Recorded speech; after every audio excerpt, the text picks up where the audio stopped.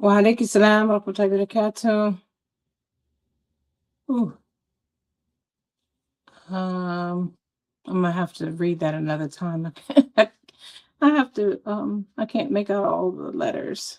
Um, anyway, assalamu alaikum, everyone. Thank you so much for joining. For those of you who don't know, my name is Radia, and um, I am streaming from several different sources here. Alhamdulillah, Allahumma barak.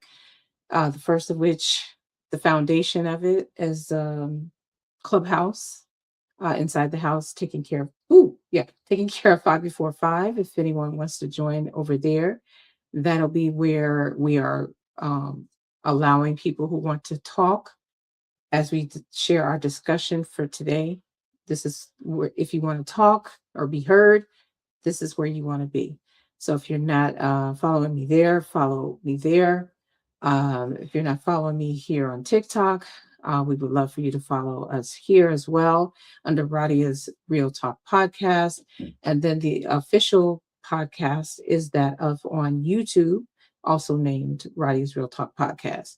And then we also have an Instagram with the same name for anyone that would like to join. And then I have a Facebook business page, as well as we are on LinkedIn. We don't always get, I'm going to start interchangeably doing LinkedIn with swapping it with Instagram, because something's going on with the camera on Instagram. So I just, and really no one shows up. Inshallah, that'll change soon. But we'll go ahead and get started, even though um, I don't see any of my usuals that usually hang out with me inside of Clubhouse. But there are plenty of you all that are showing up here inside of TikTok, and I want to thank you. And I also see some people showing up here on Instagram as well. Let me do this. Let me say this too before I get started, because I'm going to start with dua, that I will not allow disrespect for myself, disrespect for the Creator, Allah, the Most High, the Most Gracious, Most Merciful. I will not tolerate disrespect towards my Muslim brothers and sisters, or any man or woman, period. I'm not going to say anything to you. I will simply ban you and report you, period.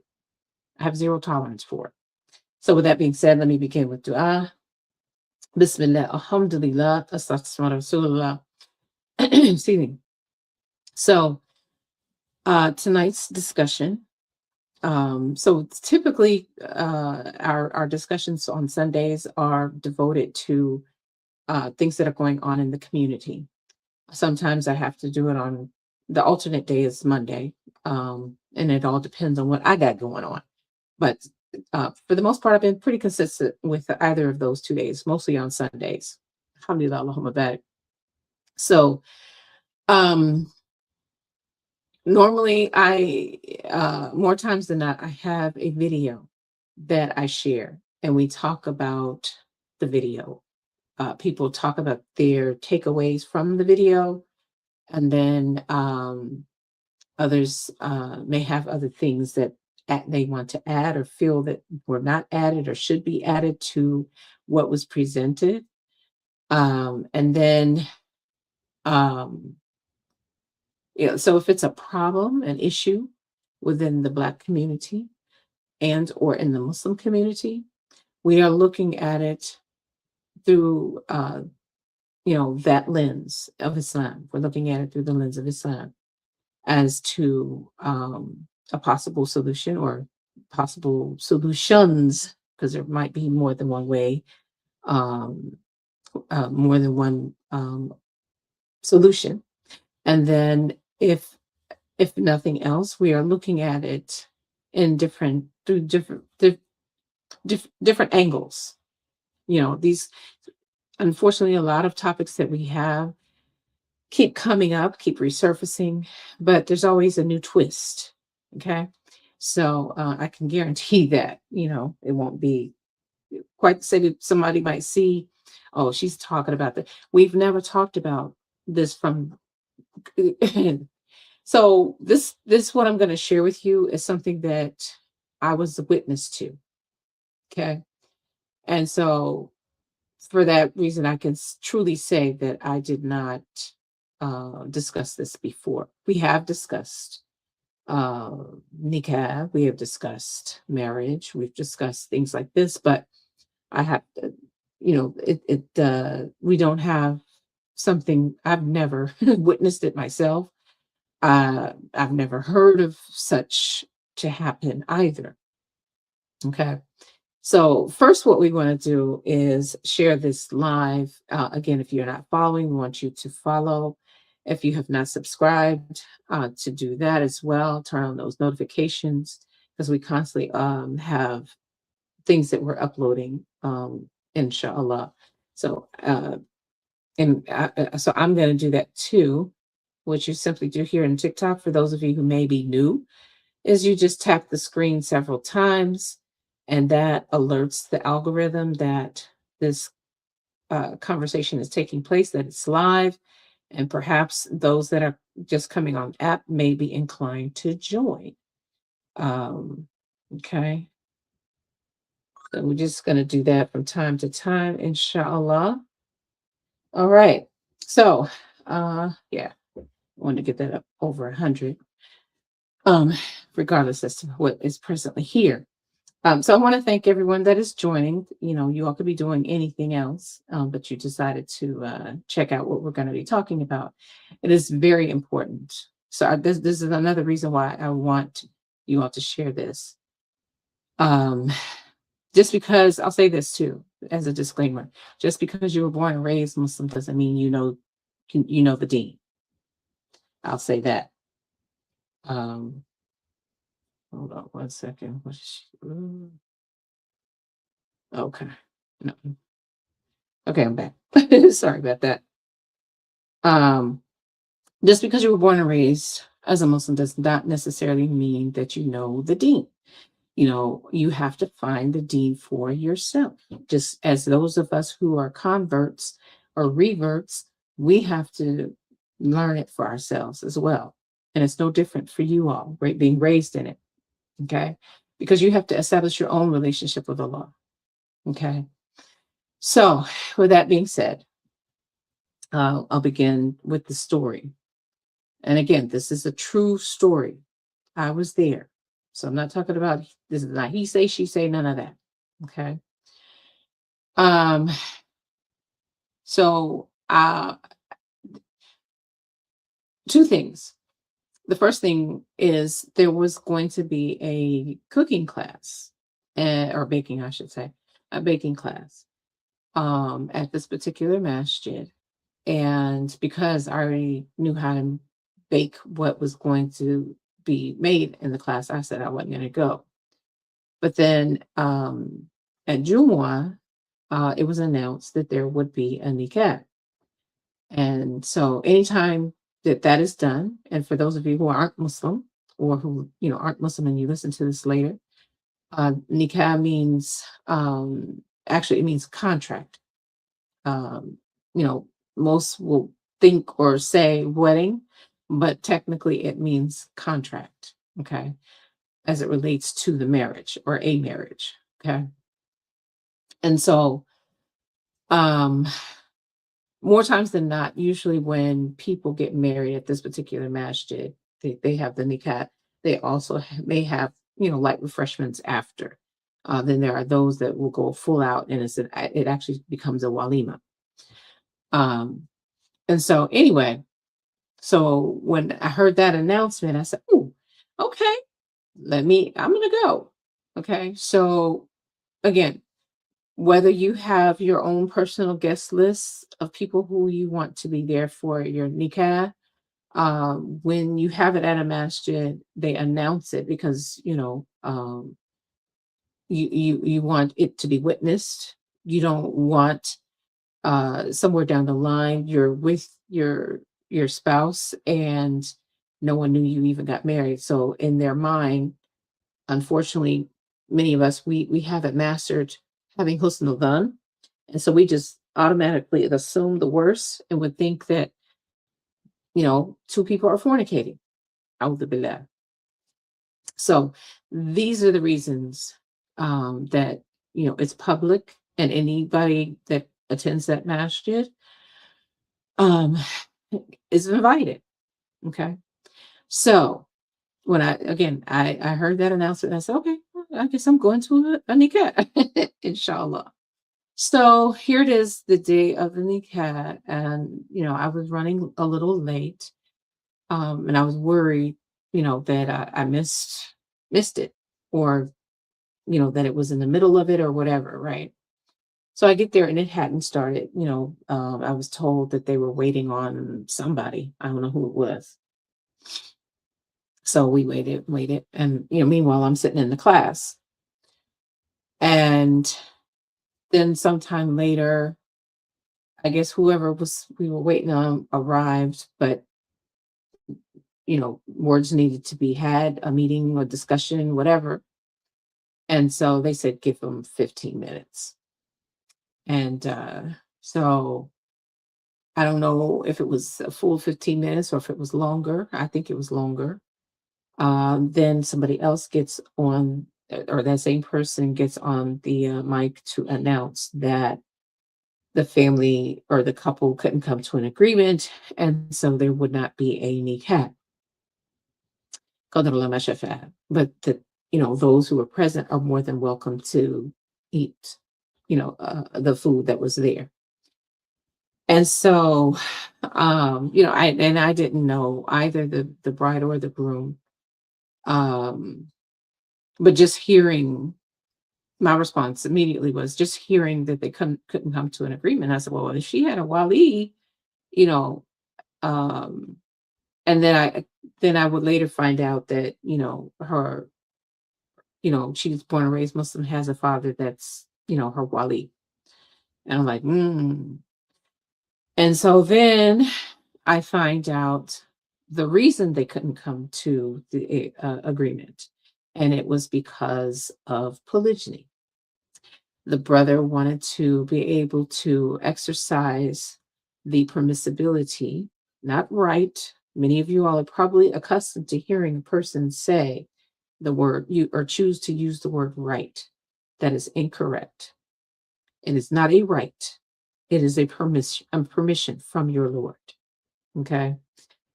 Um, and so why permission? Because this is what Allah has made halal. We cannot make what Allah has made halal haram, and we cannot make what Allah has made haram halal. Okay. Um, so the brother decided that he wanted to be able to have the freedom to explore polygyny at some point. We don't know when, but the sister was like, she stood, they both stood 10 toes down on their decision. He wants it, she doesn't. So that was it. And so why am I choosing this as a topic for discussion? Because well, like I said, I've never heard of such. I've never been witness to anything like this before. And it shouldn't have even gotten to this point in as far as I'm concerned.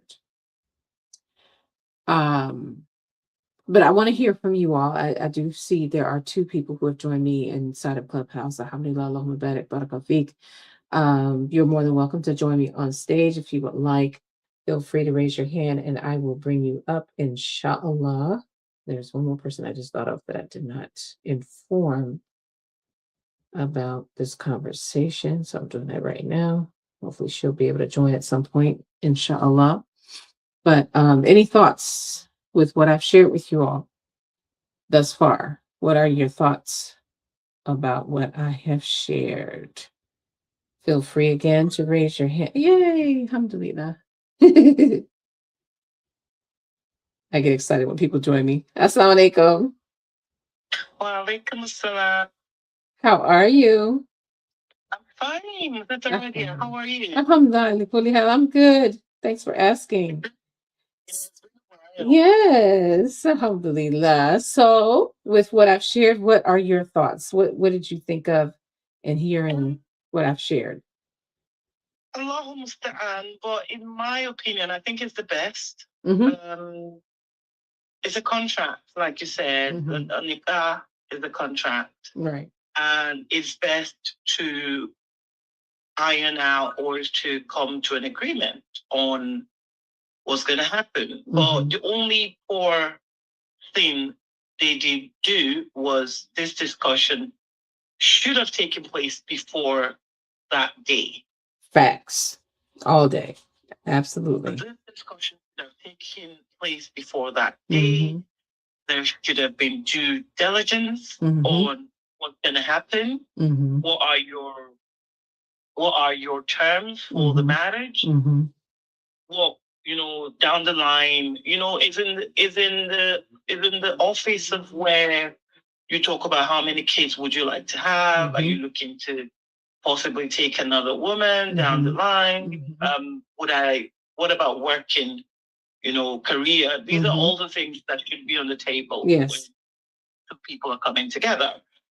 Finance and in case of death, what's going to happen? Mhm.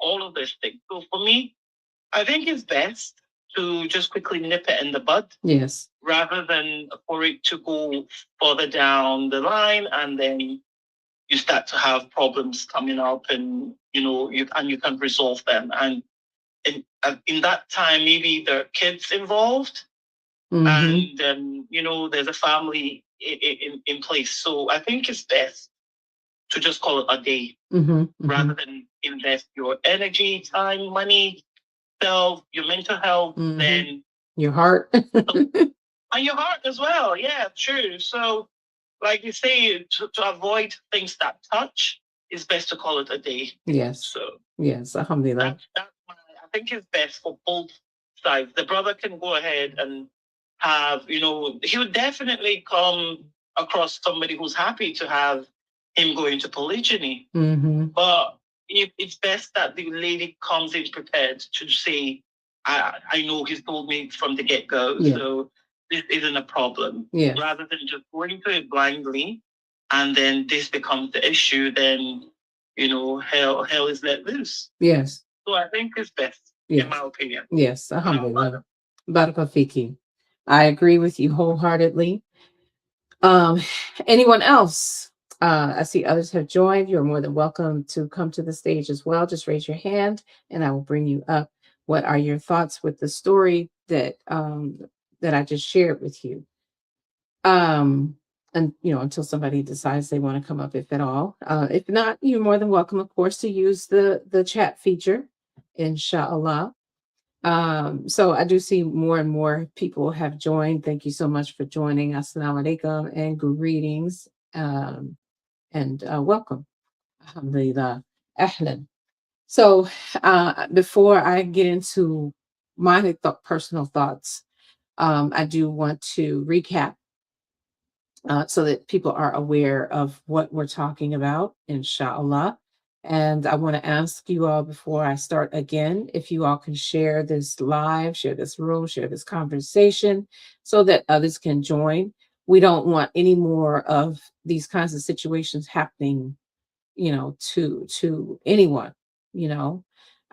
There's, the humiliation, the embarrassment, money that was spent, you know, um, all of this could have been avoided, right? So, in recapping, I had recently attended what I thought was going to be a nikah. Again, for those of you who are unfamiliar with the word nikah, that simply means contract. Though those who don't know Arabic just naturally assume that that means wedding or marriage, and that is not the case. It is a contract because Allah says in business in Surah Baqarah that we are supposed to have a nikah, a contract, so and witnesses, right? So that if in the event something arises, we can call upon those witnesses to uh, for them to rehash, to go back into their memory of what took place. Okay. So that no one is slighted. Um, and inshallah, everything could be objective as opposed to, oh, you're on her side, oh, you're on his side, kind of thing, right? Avoid those kinds of things. But anyway, so I thought I was attending a nikah. I had no idea who it was.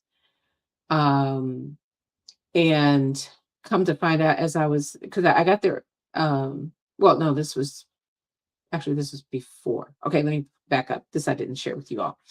So I was there the day before. Um, and so they were preparing the masjid, and I was helping with that. And I was speaking with one of the sisters who was privy to the information about the nikah.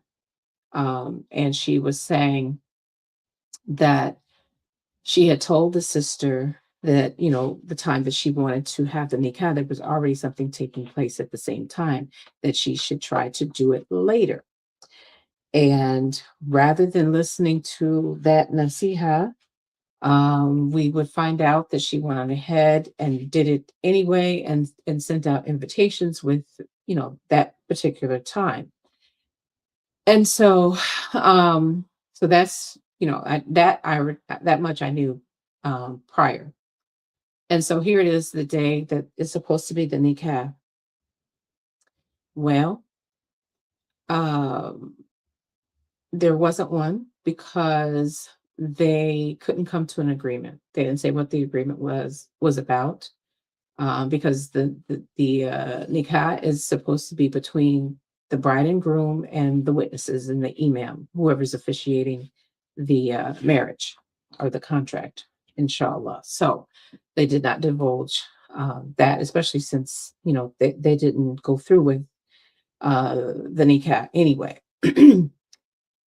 So I would later find out that the reason they couldn't come to an agreement is because the brother wanted to be able to, in the future, we don't know how soon, even if there was a particular sister he had in mind, but he wanted to be able to exercise the permissibility that Allah has given him in observing polygyny. And she said no. So he stood 10 toes down on, I want to be able to do this. This is, as far as I know, it was hypothetical. Again, as far as we know, he didn't have somebody else already in mind. Okay. And, she said, regardless, no.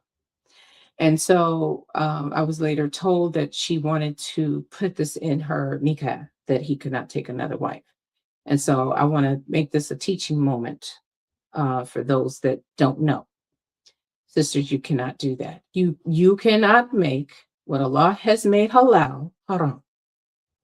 You can, however, if you yourself do not want polygyny, you still want to be married to the brother, but if in the event he decides to take on another wife and goes through with it, that nullifies your marriage to him. That is all you can do. You cannot tell him he cannot take another wife. You cannot. It's not a right. I hear this so often in the community that that's my right. This is what a brother will say. And that's incorrect. It's not a right. It's what Allah has given you permission to do. And there are conditions. Let's talk about that for a minute. There are conditions that must be met before you can do it. You yourself have to be responsible for and taking care of the nafaqah. All of this, the previous wife or the existing wife's necessities, food, clothing, shelter, being protected and maintained. All of it. All of that falls on you. Not the government, not public assistance, not the welfare system. You working, even if you've got to do what, unfortunately, many of our brothers, though, when they opt not to work for someone else, they want to sell turtles and incense. Even if that's what you're doing, if you're a merchant, she has to be taken care of. You're going to have children, They have to be taken care of. Everyone's needs have to be met before you can even entertain polygyny. Okay. So I wanted to make sure I said that. Um, so often you hear about sisters being in polygyny, and unfortunately, usually it's two. And sometimes it's been three, four, where the brother has all these wives, but they're all on public assistance. No, bro. Uh-uh. And sisters, don't allow that. If he can't take care of you, well, then maybe you all need to get divorced. I'm just saying. If he cannot fulfill your nafaka, that's a red flag. I'd be done. I'd be done with it. I wouldn't let it go any further. I wouldn't have, have relations with him again to have more and more children and be stuck, right? We don't want that. So we're going to talk about this at the beginning. At the beginning. Now I'm going to backtrack. Well, let me say this. Let me ask you all this. And I do see others have joined here inside of Clubhouse. Alhamdulillah. Assalamu alaikum. Ahlan, welcome. You're more than welcome to join me on stage. Raise your hand and I will bring you up. And anybody else that's watching, you are more than welcome to tickle the keyboards and tell me what you think. Type something in the chat, inshallah. Who do you all blame? Who is it that you all blame for it having gotten as far as it did? Wa alaikum salam wa rahmatullahi wa barakatuh. Let's see, is there anything else that I might have missed?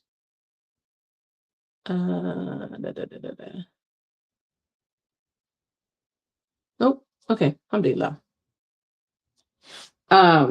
Who would you all say is to blame for this nikah mishap, if we can say that? Anybody can answer. I would love to know who you all think is at fault. Assalamu alaikum. Alaikum salam, sister. How are you? Alhamdulillah, I'm good. How are you? Alhamdulillah, I'm good. Alhamdulillah. I think I joined a bit late, but if you That's can fine. please repeat like what happened, what you were talking about the nikah. Yeah, sure. So, you're welcome. So, one Jumu'ah, there was an announcement that there was going to be a nikah. And, I didn't intend to go because that particular day there was going to be a cooking class. And because I already knew, how to make this particular dish, I said, oh, I ain't going. But then when, like I said, they made the announcement that there was going to be a nikah, I said, ooh, okay. And so, I, was preparing to attend. And long story short, when it took it took several minutes. I think altogether it might have been a whole hour before the final announcement, which was the brother and sister could not come to an agreement with regards to proceeding with the nikah. And so there is not going to be a nikah, but you all are welcome to stay and eat the food. So that was basically it. I would later find out that what they could not come to an agreement on was polygyny. The brother wanted to be able to, in the future, as far as I know, he did not have someone in mind specifically, but he wanted to be able to explore polygyny somewhere down the line. And she said, absolutely not, wanted to put it in the nikah. And, again, the word nikah means contract, not nikah is in marriage. But so we know that this is in regards to marriage, but just so that you all know, specifically the word nikah means contract. But, and so, I want this to be said to any sisters as well as any brothers. You cannot have that as a stipulation that he cannot take on another wife or additional wives. You cannot do that to him. You cannot make haram what Allah has made halal. And so what you can do to protect yourself is you can state that if in the event of another marriage or aside from yours, that if he does go through with marrying someone, that nullifies your marriage to him, and so that would be it. Um, you would be expected, if that is the wording that you want. A nullification means a khula. It's an instant khula. That means you need to be out of there ASAP. That's not no 30 days. That's no 3 months, no 4 months and 10 days. Immediate. You need to have your bags already packed and, turn in your keys, all of that. It is instant. There's no delay. I mean, you can, possibly have some stipulations that, and another thing with it, if it were a khula, you have to give back your mahar. Be prepared for that too. Okay. So I just want you all to know everything that happens when you opt for something like this. And the reason I'm doing that, the reason I'm even bothering sharing that with you is because a lot of this I didn't even know. I've been married twice, and I didn't know majority of what I've shared with you. At the start of either marriage, the first one I was even more ignorant, and so I want to save you all from having regret or not knowing, inshallah, as much as I possibly can, so that you all don't enter into sin, or so that there's no mistakes or regrets or anything like that, right? So yeah, so sisters, you cannot tell your husband or to be husband that he cannot take on another or other or additional wives. You cannot do that. Putting it in a contract or not, you cannot. Again, you have to state something to the effect, you and your wali can come up with the wording, that I do not want polygyny, and if in the event the brother decides to marry another sister, that this will nullify our marriage. Period. Okay. And so before I give my opinion as to who's to blame, I do see others have joined us. I do thank you all so much for joining us. Assalamu alaikum, ahlan, welcome. Thank you so much for joining. Who do you all feel is at fault? Why it even got to a whole day that you're announcing, you paid for invitations, you've gotten dolled up, you people have bought gifts, who do you feel is at fault? Okay, let me see. It would have been better that they had talked about everything before the arrival of the important day. Yes, not talk about everything in the day that matters the most. Exactly. We do too much preparing for the day of the marriage versus the span of the marriage. And what do I mean by that? You all know me. I'm big on this. That the minimum that you should do to prepare yourself for marriage is premarital education. The minimum. Maximum premarital education and premarital counseling. Okay. So it would be in either or both situations where such conversation should have happened or would happen. So before I go any further, and you've joined me here on stage, Zaina, what is it that you have? Do you have any opinions, or who do you think is to blame? What are your thoughts about what I shared? Yeah, I do think they should have discussed that before the Nikah day. Yeah, and agreed upon it or disagreed. But I mean, I think she has the right to not want that. Yes. And he has the right to disagree. I mean, he has the right also to decide to not marry her because of that condition she wants to put. But yeah. No. All right. Another question for those that have just joined. Thank you so much for joining us on Nikah. Who do you think is at fault? I'll start with you, Zaina, since you're here with me.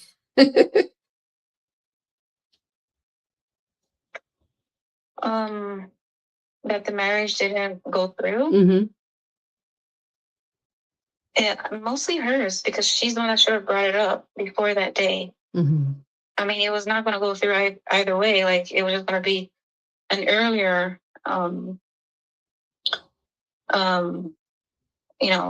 termination or whatever. But yeah, that's something she should have brought up earlier. Okay. But I don't know. I mean, sometimes people don't think about things until the last day or Yeah. the last minute. Yeah. Yeah. So, almost time. No. There's one thing I do want to get more clarification on. Mhm. You did mention that if she puts that as a what is it called? Like, did you say stipulation? Stipulation, a clause. Yeah. If she puts that as a clause in the marriage, I mean in the contract, and he later, let's say, does take a second wife, that's considered khola. It's not considered like just the termination of the marriage contract, like, because I mean that's something that he agreed to. So why would it be a khola that she has now? That now she has to return what he gave her for mahar. Good question. I'm going from my memory from my class. Yeah, it's basically the wording should be something to the effect of annulment. And we know the word annulment is khula. It is not talaq. So it's not a matter of being divorced. It's an annulment. It's as if it didn't even happen. Yeah. Well, I think like if maybe she can actually maybe like add also the fact that if he does do that means it's going to be considered a talaq, which means that she's not returning anything. Yeah. Like that. Yeah. Yeah. You can refine it, but I'm just saying, like I said, it could be something to that effect. It doesn't have to be that cold cut, or whatever. But worst case scenario, in the case of an annulment, you are supposed to return the mahar. And you are supposed to, if you're living with him, it's his, I mean, obviously, I would hope it's both your homes. But if in the event, it's something like what typically happens is the brother has the place first and then the wife comes to his place. If that's the case, then she returns back to her father, or she gets somewhere else or moves somewhere else. But I mean, the marriage is over, period. Yeah, but then I mean, I'm kind of like against the whole idea because Mm-hmm. I mean, first of all, what is the point of it? Like, Exactly. I mean, if she doesn't, like, let's say she does not put that in the contracts. I mean, later, down the road, if he does take a second wife, like, either way, she can still seek khola. Like, Mm-hmm. if the result is going to be the same, why even put that in the contract at the beginning and cause the marriage should not even go through, like what happened in this situation.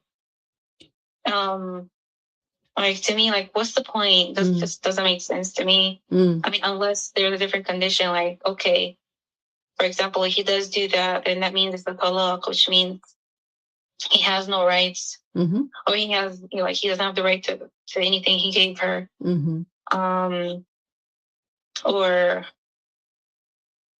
just something different than it would be if she would have chosen to seek khola later without that being written in the contract.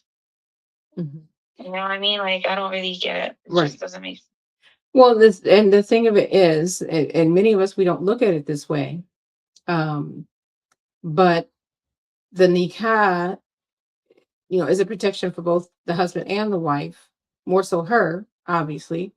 And so so it can also be looked at as this is a prenup.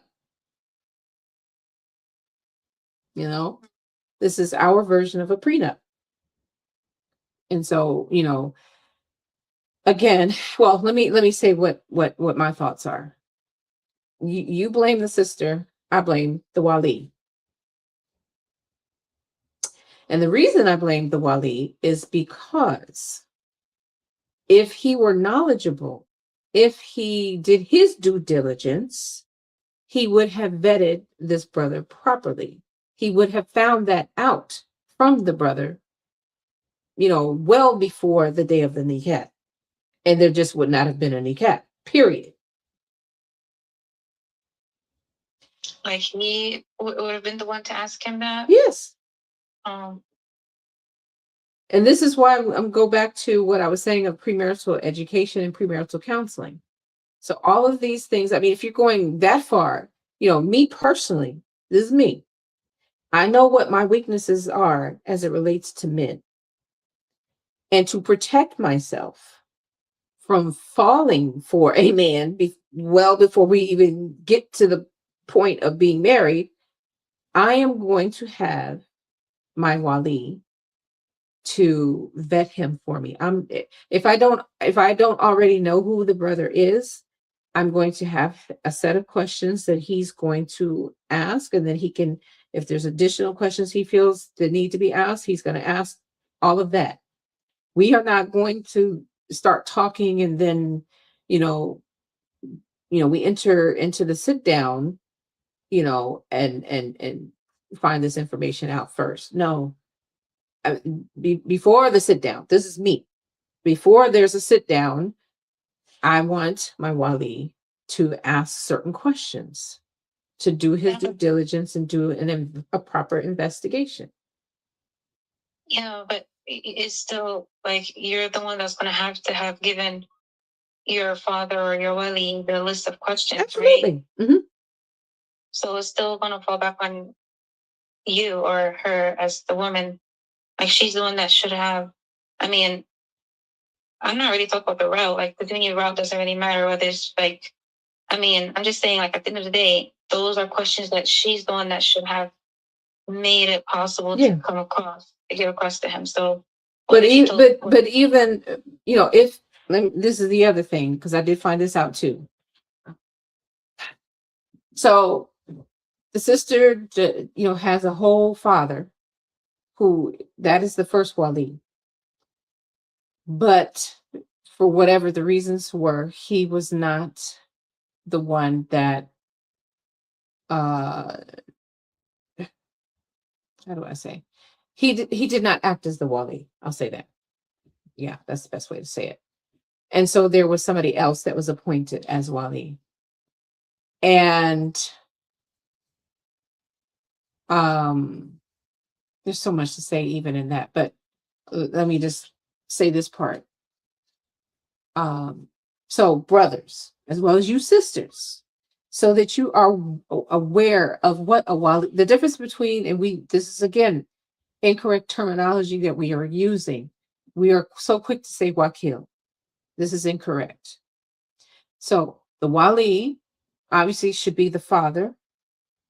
If and he the father being Muslim and sane, obviously, and he is fully capable of having taken care of, or does take care of, his daughter's nafaka, all of her necessities, right? All of her just taking care of her. This is his daughter, taking care of her, whatever her needs are, right?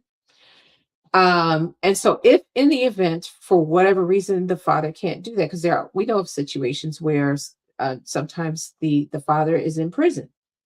Well, he cannot fulfill his daughter's nafaka. So he then has to appoint someone. He does this. He appoints someone who he trusts to take the responsibility of being, and now he becomes the wakil. He is not the wali, he's the wakil, because the father appointed him to be the the person that oversees his daughters to her needs. And so there's that. And I want to say this too, because unfortunately this happens way too often. And I know this because, again, I was involved. So on two separate sisters came to me asking me, do I know any brothers looking to get married? And I said, no, I do not. And then I put it back on them. I said, weren't you born and raised Muslim? Yes.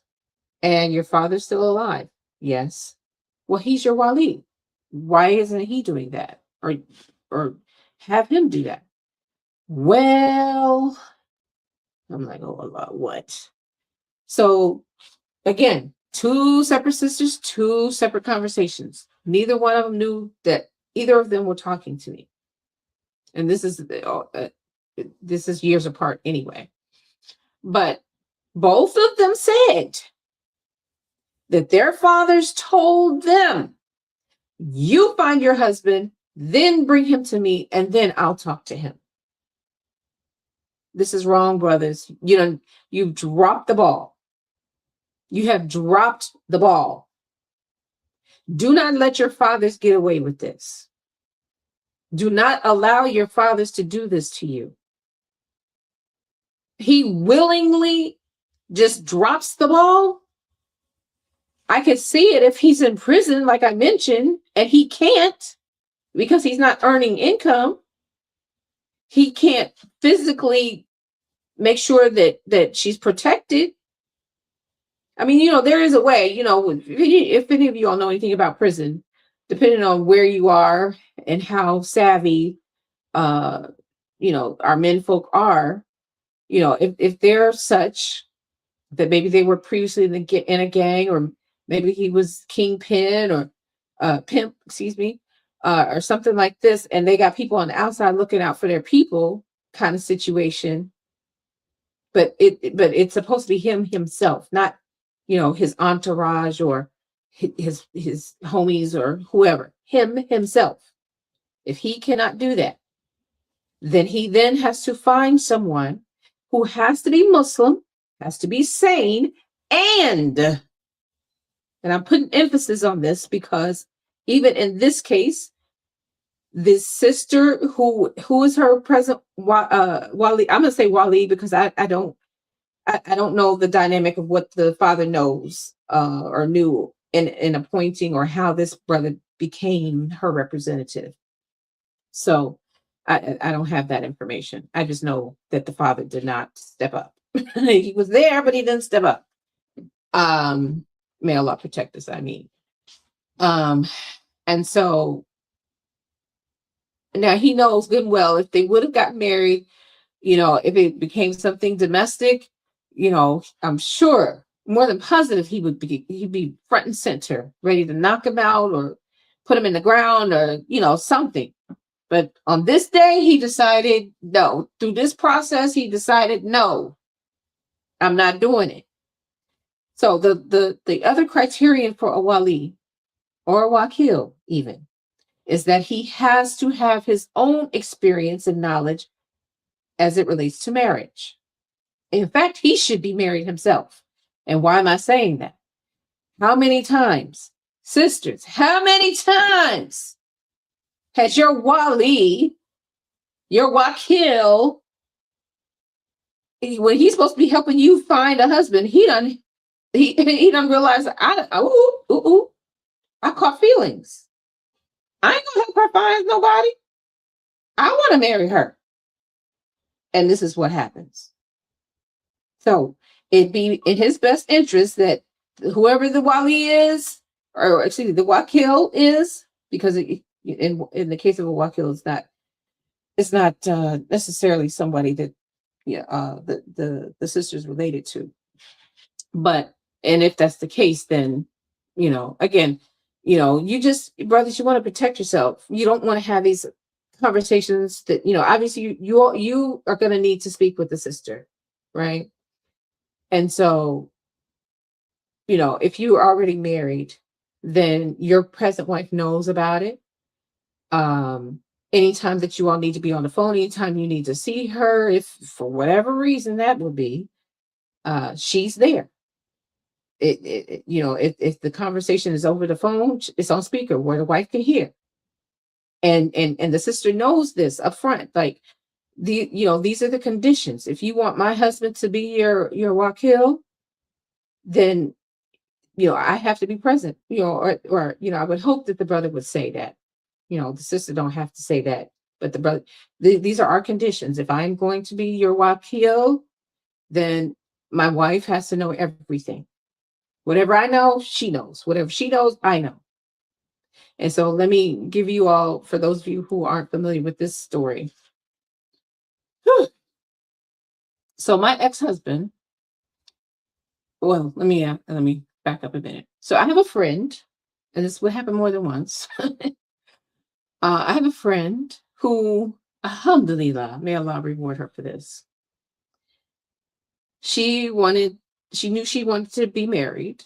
So she asked me, would I mind if my then husband be her wakil?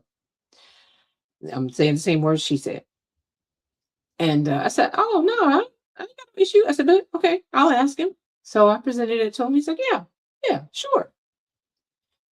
So, and it's unfortunate that, I'm also going to say this before I finish the story, that many of us think that the role of the wali or wakil is for marriage only. It's not. It's much deeper than that. Again, the wali is supposed to take care of those who he's in authority of, as like it's his own daughter. Period. It ain't gotta always be about marriage. It's making sure that her bills are paid, that she's got food, if her car breaks down, that he's got a mechanic, checking things out, whatever the need is. That is what you're supposed to do. Period. Okay, so finishing the story. This particular sister lets it be known that she was told about a particular brother, and she wanted to go forward with the process of possibly marrying him. And I said, oh, okay. So any developments, I'm telling my ex, right? And so I'm trying to remember, did she tell me? I think she did. Okay, so come to find out that she and the brother and whoever else put this together made arrangements for. This part I don't. There's many parts of this I don't like, but made arrangements for the sister to go see him. No, bro, you want me? You come to me, okay? But anyway, she told me that she was going to go and see him, meet him. I thought, okay. So I told my ex. I don't know what transpired. I still don't know to this day. But when she got back, she come asking me, why did you tell your husband about my going to meet the brother? You just asked me for him to be your wali, right? She couldn't say no. And she's like, well, I have a father. I said, who isn't Muslim? And if anything would have happened to you, it falls on my husband, not your biological father, but my husband. Next thing I know, I don't know how much time passed. She sends me an invite to her nikah. Dina as well. Dina got the invitation too. And so, and then of course we informed our then husband, and he gave the approval. And so we were wondering who it was that she decided to have as her wali, and why wasn't any of us told that, okay, well, bruh, you doing too much? Or no. What Sister Girl did was she bypassed all of us and went and asked somebody else to be her wali. And yeah, no, I have no, as far as I know, no sit downs, no premarital education, no premarital counseling, because, as time would go on, there were a good number of issues that came up, uh, that had they have, and why am I mentioning that? Had they have done what I have always mentioned of premarital education, premarital counseling, these things, would have been talked about. Allahu Alam. But yeah, so when you don't know, or you don't exercise, uh, what Allah has legislated, the blueprint that He has given us, then these are the things that happen. And we as sisters, it takes us forever to get over whatever transpired, in the event of divorce. We're scarred, so much so that in many cases, sisters aren't remarrying, or if they are, they wind up in the same same situation, different packaging. Okay, so there's that. So anything else that you want to add now that I've said all of that, Zaina?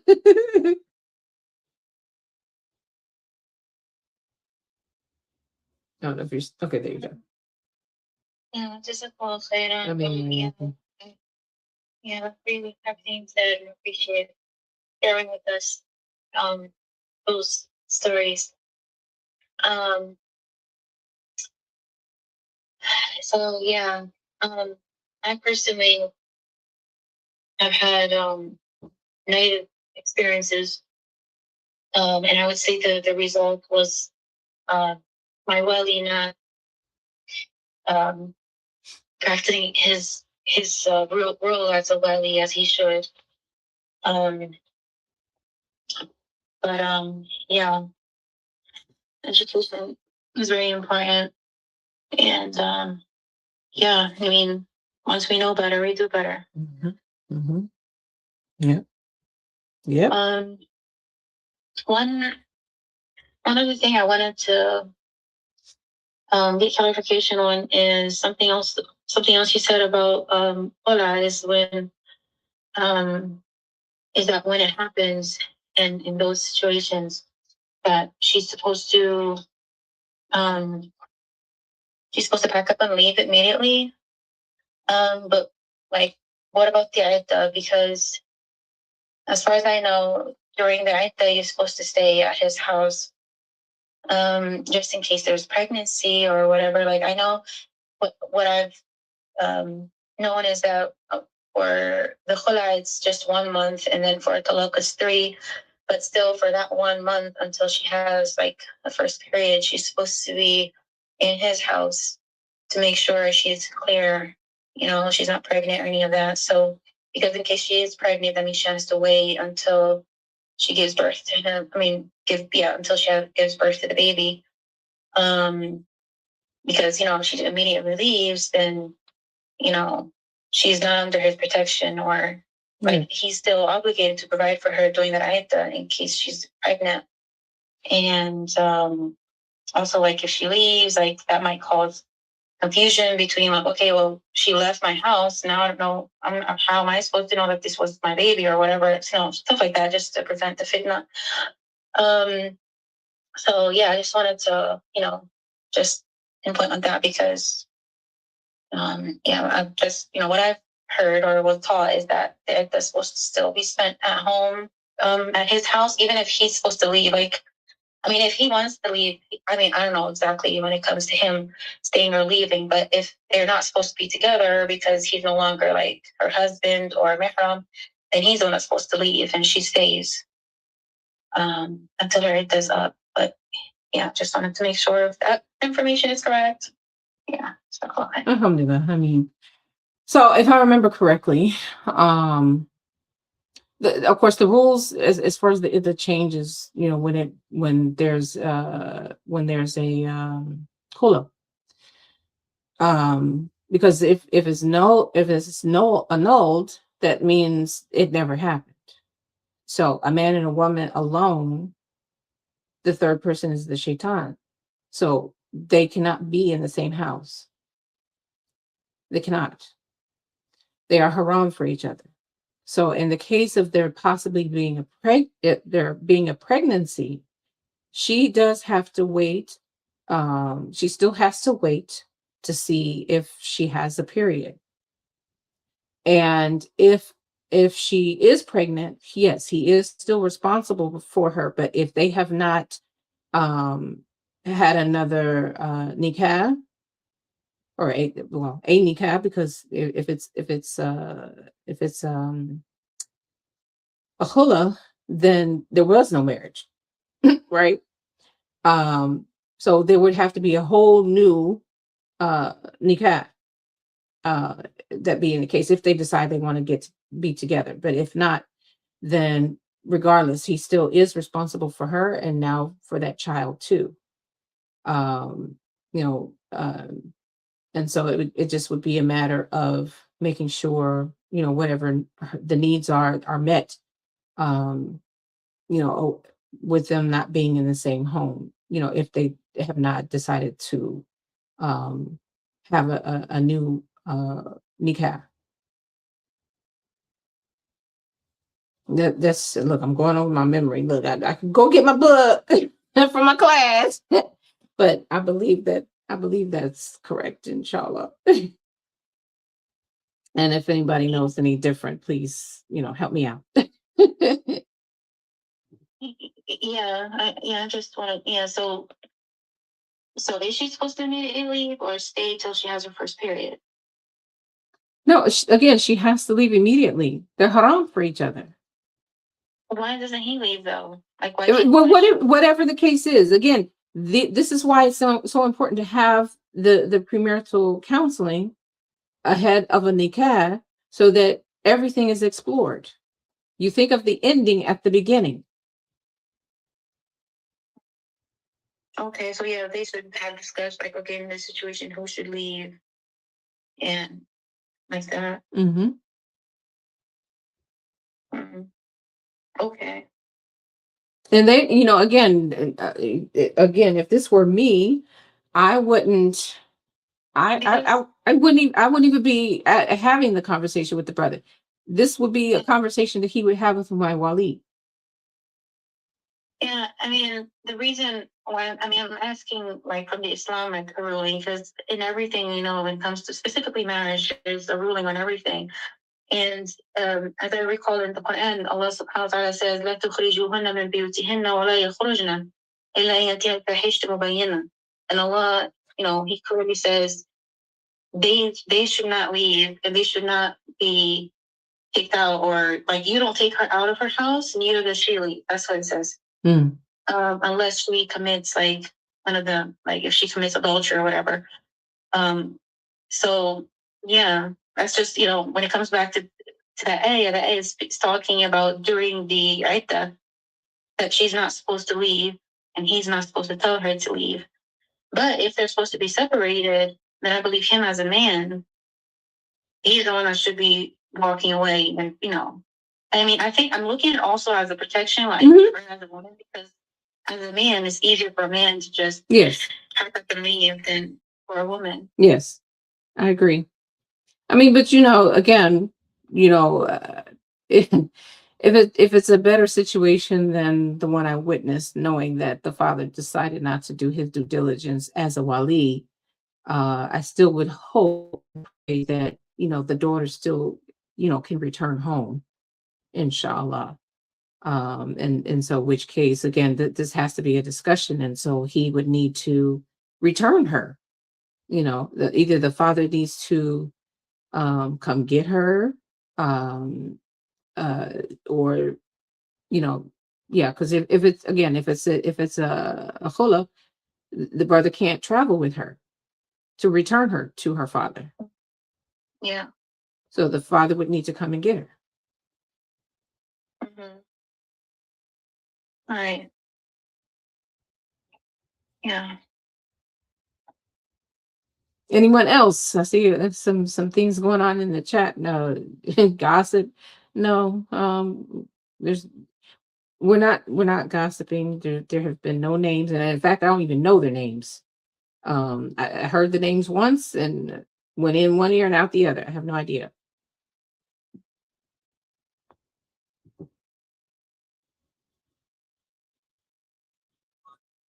Assalamu alaikum. You're gonna unmute yourself. Tap the mic. Do you see the mic? Shafika, do you see the mic? More than likely you're probably talking, but we can't hear you. You absolutely have to tap that mic. No. There you go. وعليكم السلام ورحمة الله كيف حالك؟ Alhamdulillah. Oh, okay. While you were talking, you said about someone, about the wife joining her husband and being this whole, that the wife being informed that the brother has taken on become a guardian, right? So I had said, when I said the wife being that the sister has the husband as the guardian, the sister can't be a gossip. That's what I was saying. Not that this conversation. Oh, okay. I was saying that this sister entrusted the brother to be her guardian. Yeah. And the wife said, well, she just didn't be a gossip. That's all I was saying. Oh, okay. Okay. Yeah. I was like, wait a minute, who's gossiping? Yeah, no, it was misunderstood because I was chimed in, so I was saying a lot of stuff, and because you kept talking, it was misunderstood. Oh, okay. Okay. Alhamdulillah. Baraka fiki. Alhamdulillah. So I know Aisha, you didn't get to hear the, what exact, or you, Shafika, what happened. So I'll recap for you all. And there's some that have joined here on TikTok as well. And so I'll share with you what happened. So I'm trying not to say as much, just cut to the chase. Wa alaikum salam wa rahmatullahi wa barakatuh. Efan, thank you so much for joining.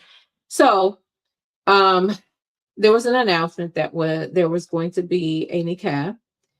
And so, I was sharing with everyone, anytime that, you have decided to have your nikah at any particular masjid, there's nothing secretive about it.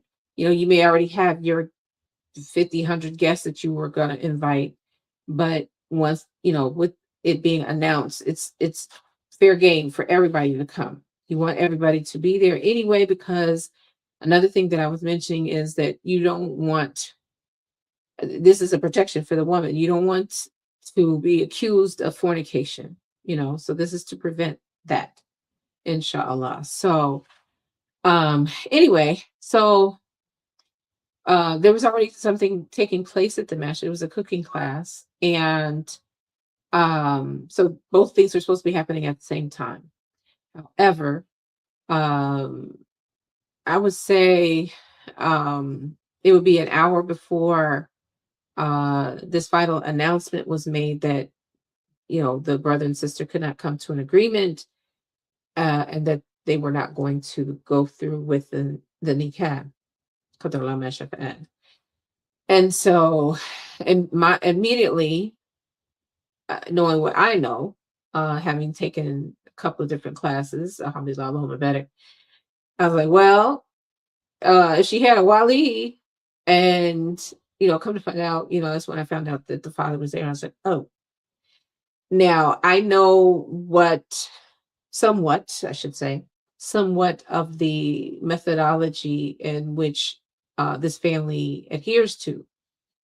And it sounds very similar to a couple of other sisters that I had shared, um, in that they approached me asking me if I knew any brothers that were looking to get married, and I said no. And not knowing either of them very well, but I pretty much assumed, having done good thoughts of them and their upbringing, that they were born and raised Muslim. And so I would ask that, and they both said yes. Now, mind you, these are two different conversations years apart. Neither knew that I was talking to the other. And anyway, so I said, and your father, he's still alive? And they're, yes. And I said, well, that's what he's supposed to do. Have him do that. Well, like, what? And they're like, well, they said, both of them said this, that their fathers told them, you find your husband and bring him to me, and then I'll talk to him. And so I had to go through letting them know that that's incorrect, that he is the one to help you find your husband. I said, I know what I would do if I had a father that was Muslim. I'm, if I were ready to marry again, I would have him get on the internet, look up all of the masajid, and call all of them, asking to speak to the imam or whoever the wakil is that, is over the sisters of each masjid, and ask, are there, brothers that are looking to get married, and, get to know, if, get that list. And, just like you're trying to find a job, trying to find a house, right? You're going to go through that with a fine tooth comb, and then you're going to have conversations with that person. You're going now, and this is, everything that I'm learning, I'm passing on to my children also, so that inshallah, they can go about this procedure correctly, until or unless, they are able to take their own classes, inshallah, read books, because I got some books on it too. Alhamdulillah. So, I'm telling them, the wali is not just for marriage, it's for every nafaka, whatever the nafaka is, protection, maintenance, food, clothing, shelter, all of the above, not just to help her find a husband and to marry her to said husband. Okay.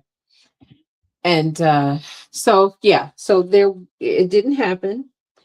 And I would later find out the reason it didn't happen is because they couldn't come to an agreement about the brother wanting to exercise his the permissibility that Allah has given him in polygyny.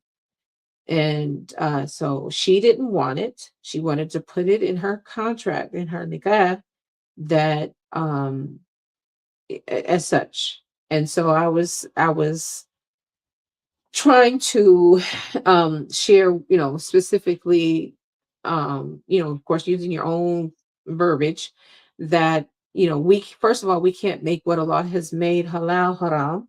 We cannot tell a brother that he cannot have another wife or additional wives. We cannot do that. And we can't even put it in a contract. But we can, again, many of us don't look at it this way, but our nikahs are like a prenup.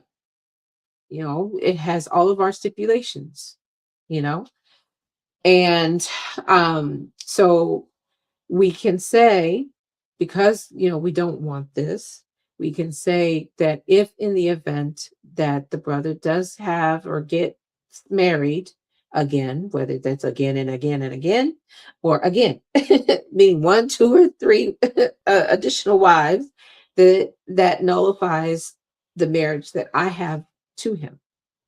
Something that's just my words.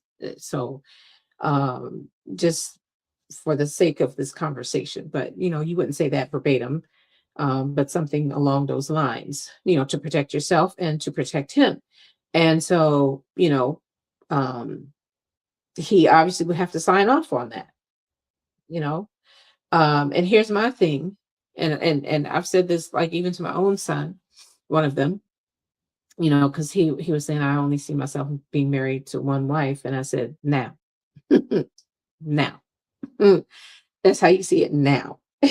I said, but I promise you but some of the brothers with the best of intentions only wanting the wife that they currently have or that they're about to get.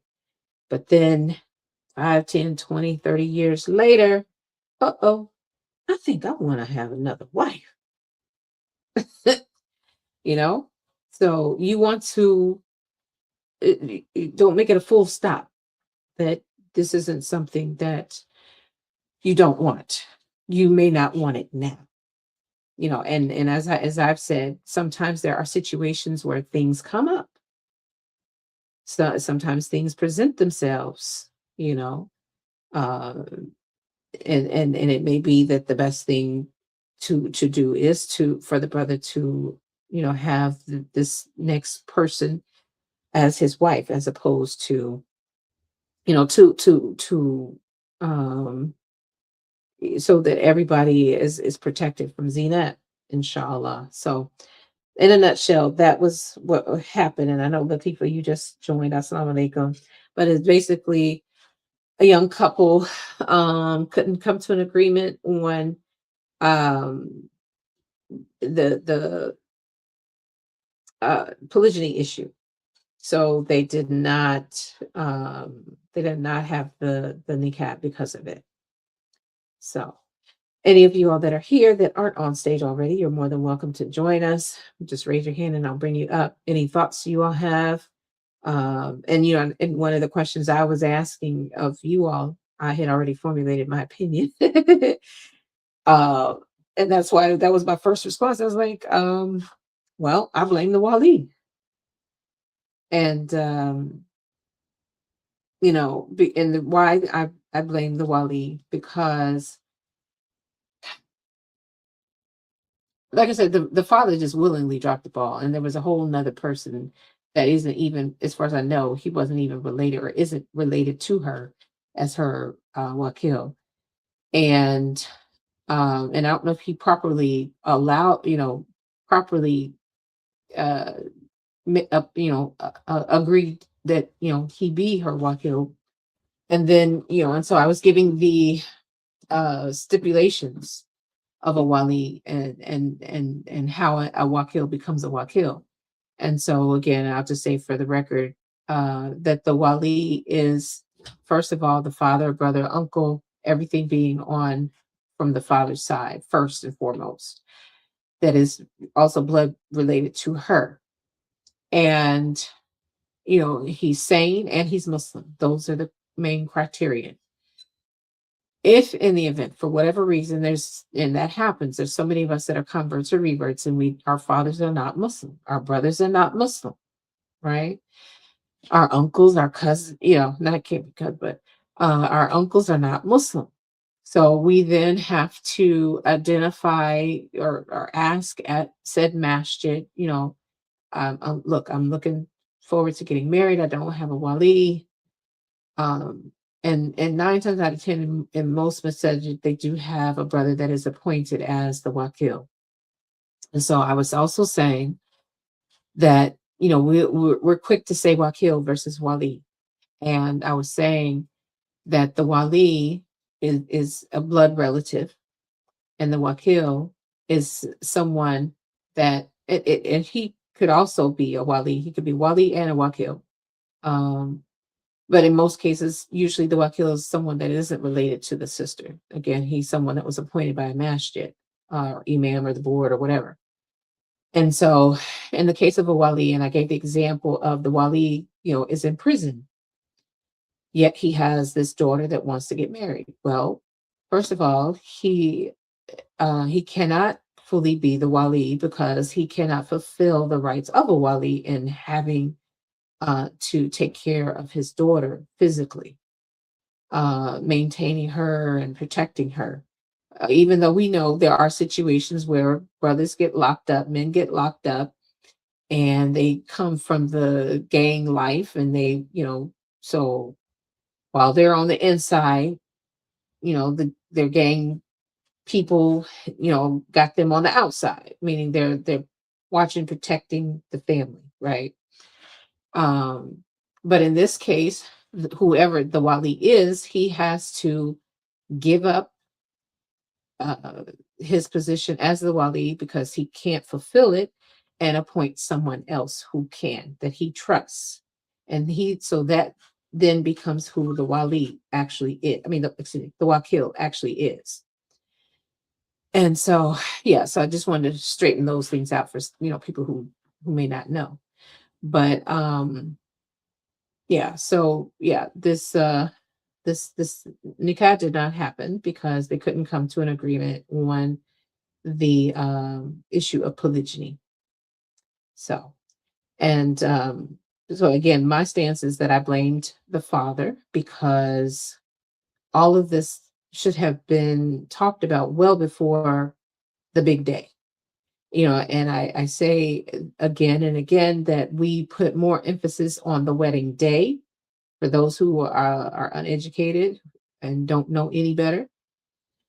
We think more about the day, about being a wife, being a mother, rather than educating ourselves and focusing on the actual marriage.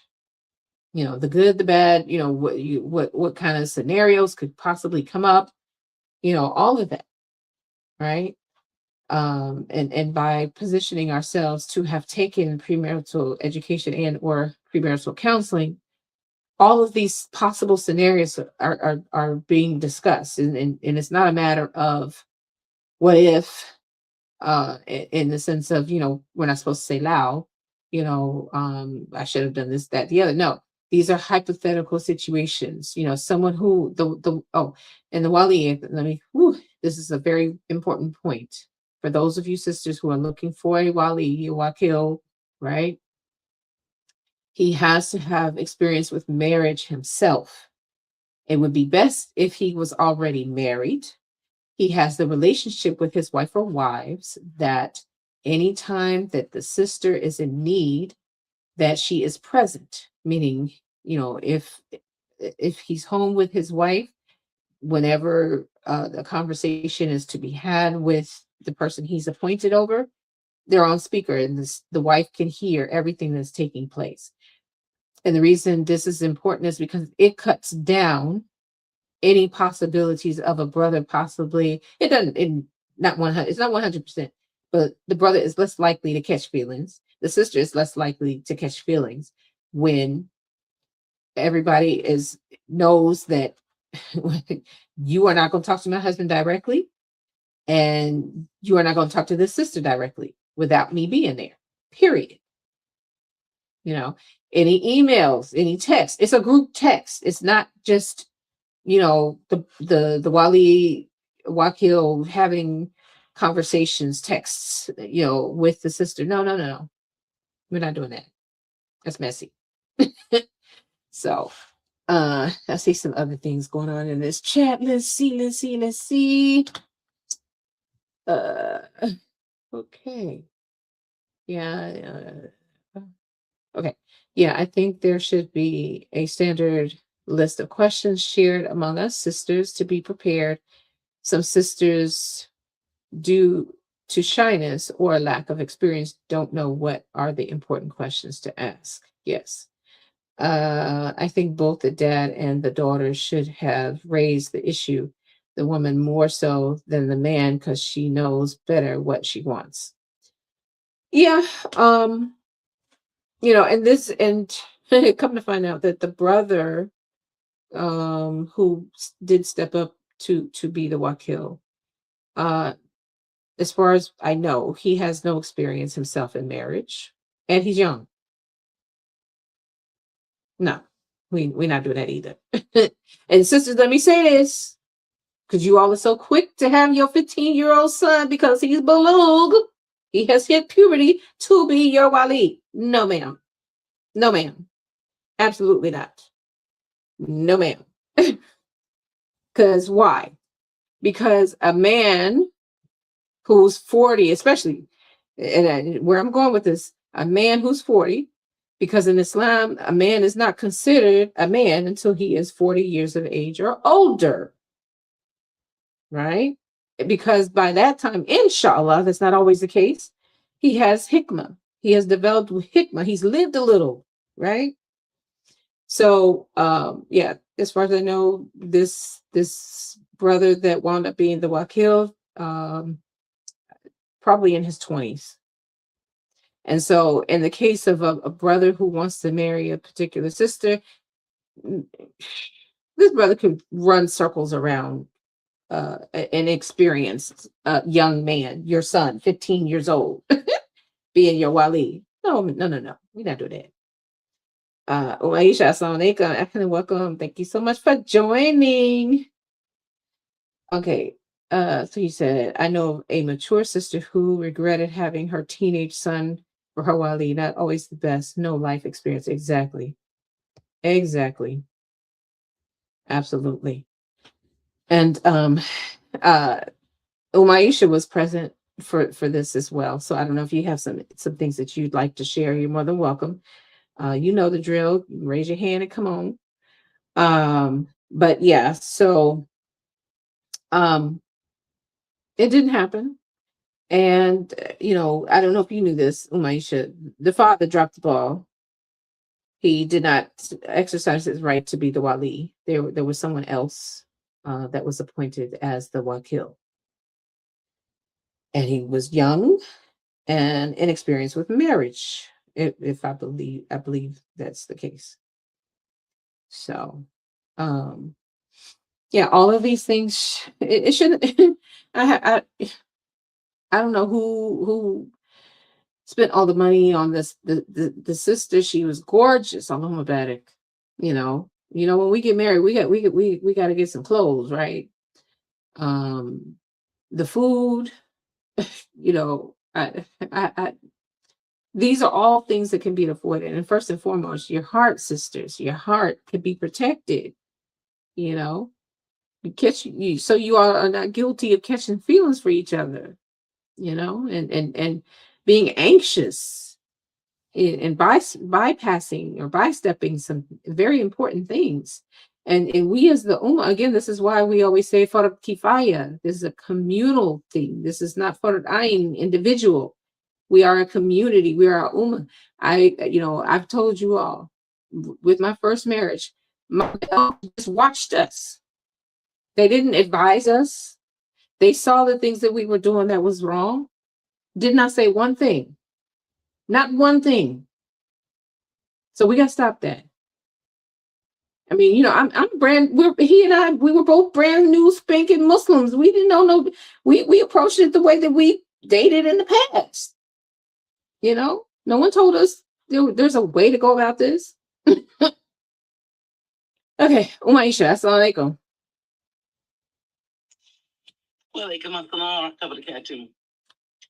So what she got? You know what I'm talking about.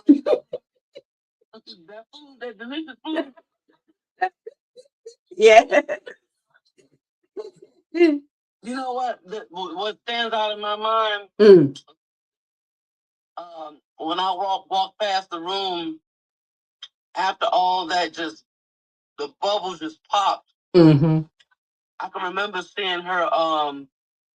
She was standing there and she was bent over a little bit, like she had been crying. Mm-hmm. Mm-hmm. Came out of town. It was just so humiliating. I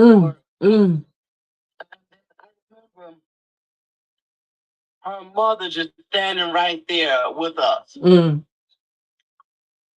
look of the mother just looked numb. You like, imagine when she got home, the mother probably was just screaming at the top of her lungs. Ooh, I can remember that. And then the last thing that I can remember was when somebody had made some banana pudding, right? And they thought they gave all of it out, and there was some left over, a whole pan that was untouched. And somebody approached the young brother and asked him, "Hey, you want this?" He saw that and got so happy. He said, "Yeah." They said, "What you gonna do with that?" He said, "Shoot, I'm about to have a party with my friends." I was like, wow. I mean, he was sad too, but I guess once they, got her out the way, I guess he figured, shoot, well, I'm about to do my thing. But sometimes a lot of us don't realize how we probably missed a whole bomb, a whole bullet. Mm-hmm. A lot from dollars probably was saving both of their souls from something horrible. Some people get married and it's just like, I declare war. Like, what? It makes you wonder, why did a brother marry the sister? It's like, did you marry her to torment this woman? To be mean and vicious to and someone explained to me this years ago. They said sometimes brothers see sisters who are happy and new. Everybody is attracted to her. She's beautiful. She's new in the ding, and she has just she has wings. You can just see her flying and floating everywhere. She's just so happy. And some brothers want to clip their wings. Remember I told you someone told me that before? They literally wanted, and I couldn't believe, I had never heard of anything like that. Right. They literally wanted to clip my wings. And they did. I mean, it's basically the same as a brother desiring a virgin. Yeah, and then they're gonna dog around and and I've seen that too. Sisters who they marry that brother, he lied, he falsified his medical records. All the people lied for him, say he'd been only married once before. But what they failed to say is he's been married 1 out of 100 times, 100 million women, 2 times every month. They don't tell, or that he really has 25 children, but he only claimed the first group of children with from the first wife. And that new sister who married him, and you're like, sister, look, I got it. It's a whole bunch of brothers who are similar to you, brand new, never. No. Not telling the truth about the fact that the older brother or the more experienced brother is in her DMs, lying to her, sending gifts. Sometimes family members may know about it, don't say anything.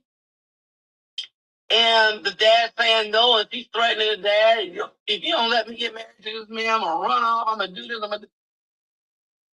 And the marriage ended up going through. But I learned from an imam, and it's the absolute truth. The imams that are trying to prevent these type of sham marriages from happening, they said, no worries, no problems. Sister, brother, I'm not going to marry you all. You haven't had any type of counsel. I don't know you all. I don't know anybody who know you all. You just came off the street talking about you looking for an imam to marry you all. And sometimes it's just like that. And they get mad and get an attitude. He says nothing. He give it about 3 to 4 months, and that same couple is coming back. She got a black eye, he got a bust. And he's like, didn't I tell you? I told you, anything that started off wrong ends wrong. And that's true. And you know my analogy, the chocolate pudding pie, you cannot tell when it got a little bit of poop in it. It all looks the same. Yeah, it looks good, smells good. You can't smell the rotten part in it. The help. Yeah, I'm traumatized by that, right?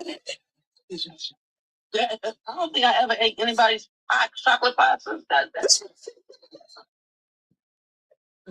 how the marriage is. A marriage is supposed to have nice, good, clean, allow ingredients, but the two people themselves, if not one, is flicking pieces of poo in over the pie. They're not washing their hands. They're not doing anything.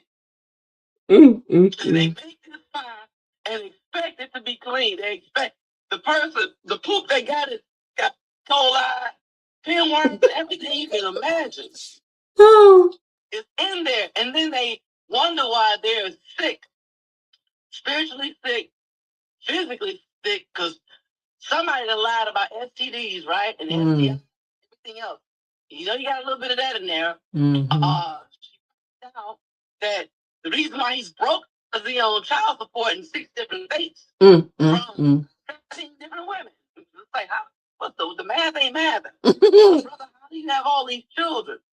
Man, your business ain't got nothing to do with you. You fool, yes it does. Yes, it does. Because if you drop dead and you leave behind wealth, I need to know who all your children are. Right. And let you know somebody don't know their dean. Is not learning those important parts. And Allah Mustaan. Hey, have you heard anything else out with that young couple? Oh, wait a minute, don't tell me. Are you wait a minute. Wait a minute. Now you know the dad was there. You tell me they had a child. Somebody just come out of childhood who was representing her. Yep. Yep. You gotta be kidding me. How did that happen? The father didn't want to do it. See, that's what his stupid self get, boy. Oh, somebody need to throw a bunch of rotten eggs in him. You know, and that type of stuff, weak-minded women, it makes your children leave the dean, don't want to do right. Because they see incompetence in their father. He's lazy brain. Oh my God. Wait a minute.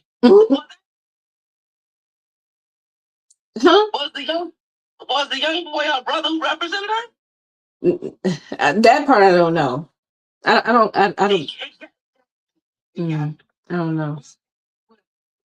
Do that. I can only see a brother stepping up, her own brother. And the mother let that happen. Right. You know, didn't want to listen. I bet you she didn't want to listen.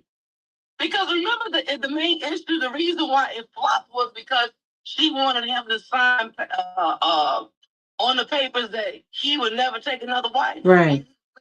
Right.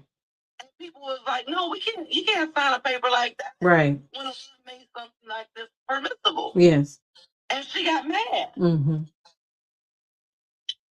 I'm wondering, well, let me take that back. Astaghfirullah thing. Was that the reason why the father I don't know. didn't want to represent her because she just didn't want to listen to nothing he had to say and was just being hard-headed? I don't know. But I was sharing a couple of situations that I knew prior where they both approached me to ask if I knew of any brothers that wanted to get married. And I said no. And so, and I didn't know either of these sisters that well. But I asked them, I said, weren't you born and raised Muslim? And they're like, yeah. And I said, and your father's alive still? Yes. I said, well, that's what he's supposed to do. Why isn't he doing that? Well, would you believe both of them told me that the father instructed them, you go find him and then you bring him to me. There it is. The dad don't have any brains. He's too lazy to study basic stuff in the thing. And when something happens, it's a big mess. They want to be the Amir and all of that. You don't have to tell a woman that's what you want to be. That's what Allah made you as an Amir of your family. Right. That also means you're supposed to study. Right. So, some of the blame of what happened as a result of things not going right, that's on the father. Right, exactly. That's on the father for sure. Long time.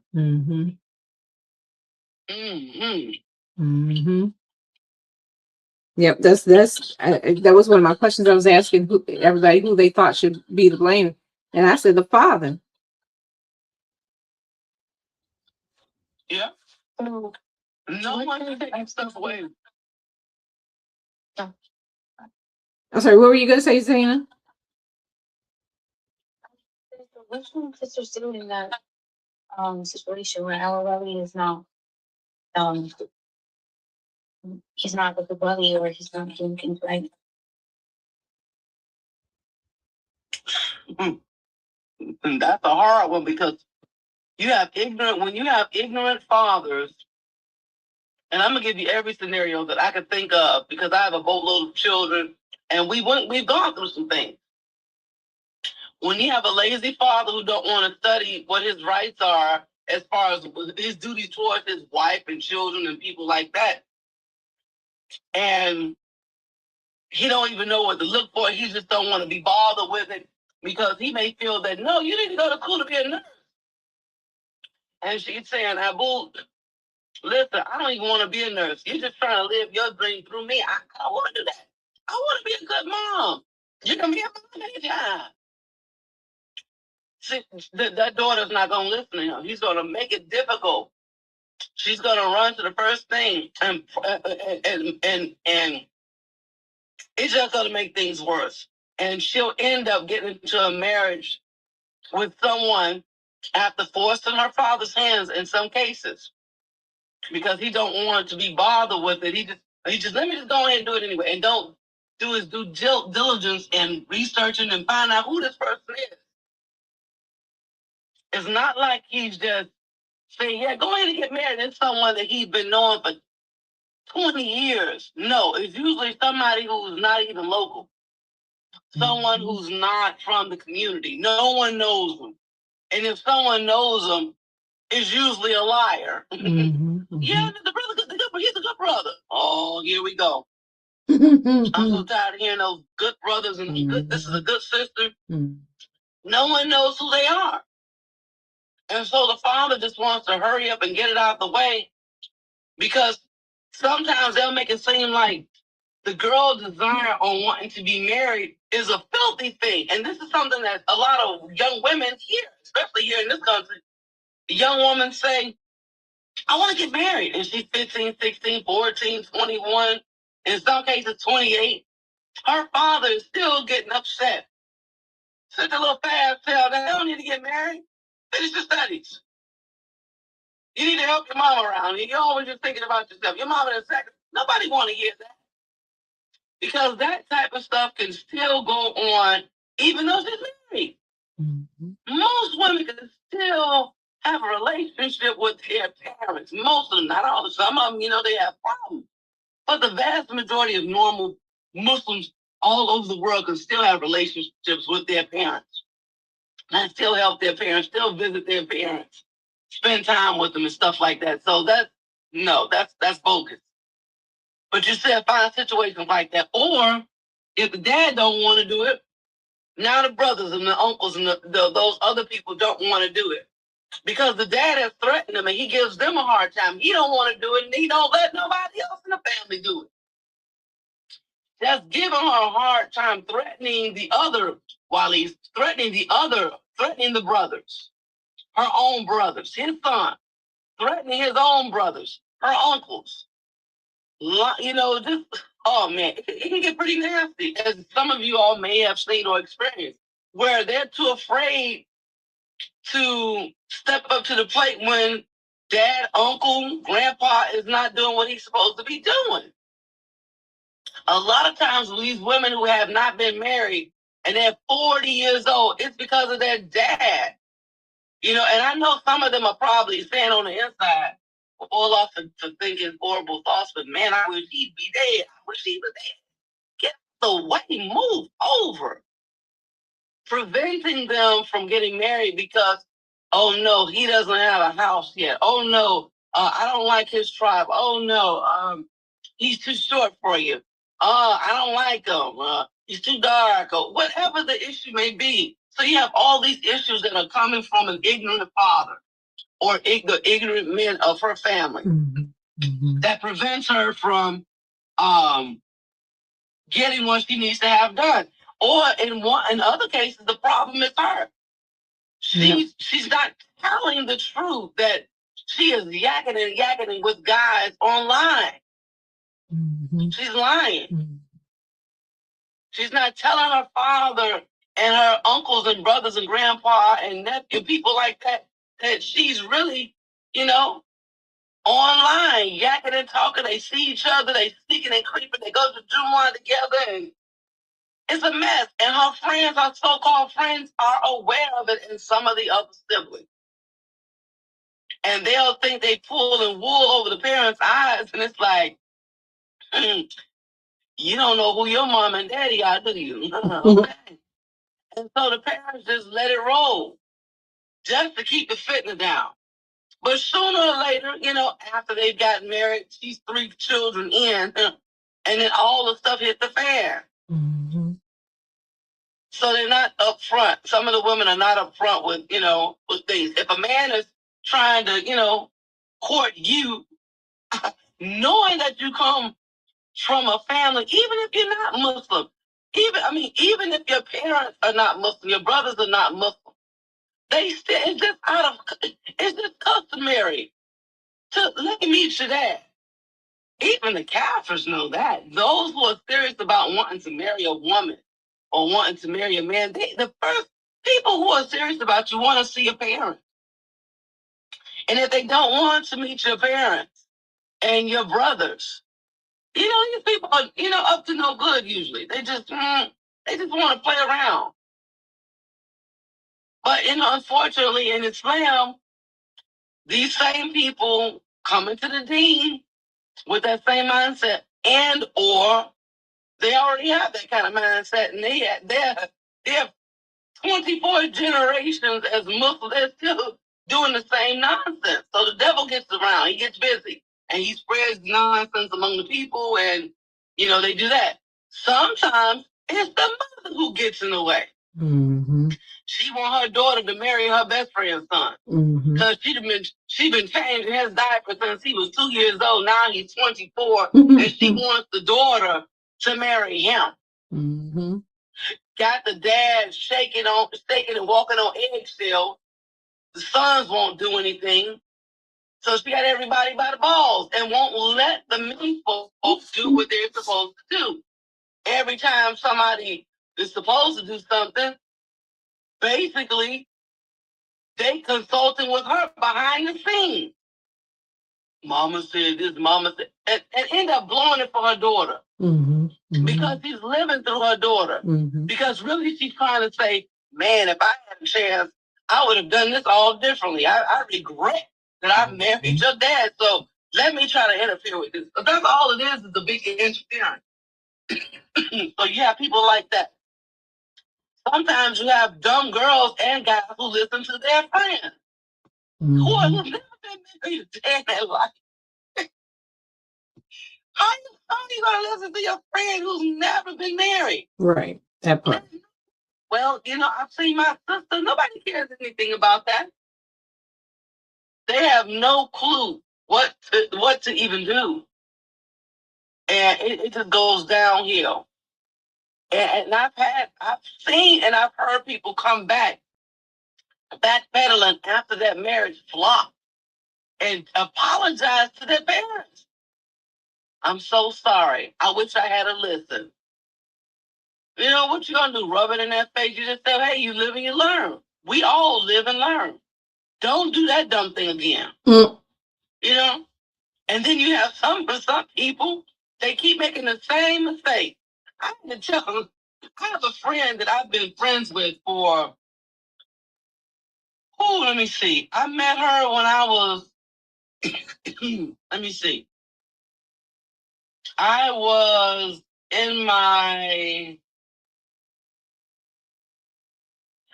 late 20s when I met her. I've been knowing her for almost 30 years. And she's been married multiple times. Okay? A good friend. We know each other's family, children, all sorts of stuff. One day, this is after marriage number, let me think now. Give me a minute.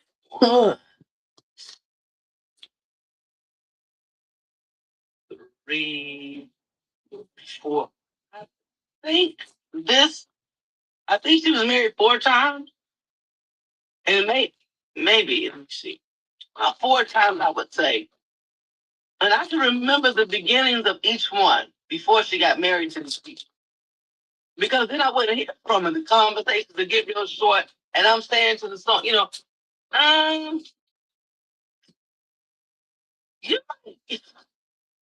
where's your Wally at? Where's your Wakil? Oh, no, they just, we out in the open. I'm like, oh, no, Wally, he had his children with him.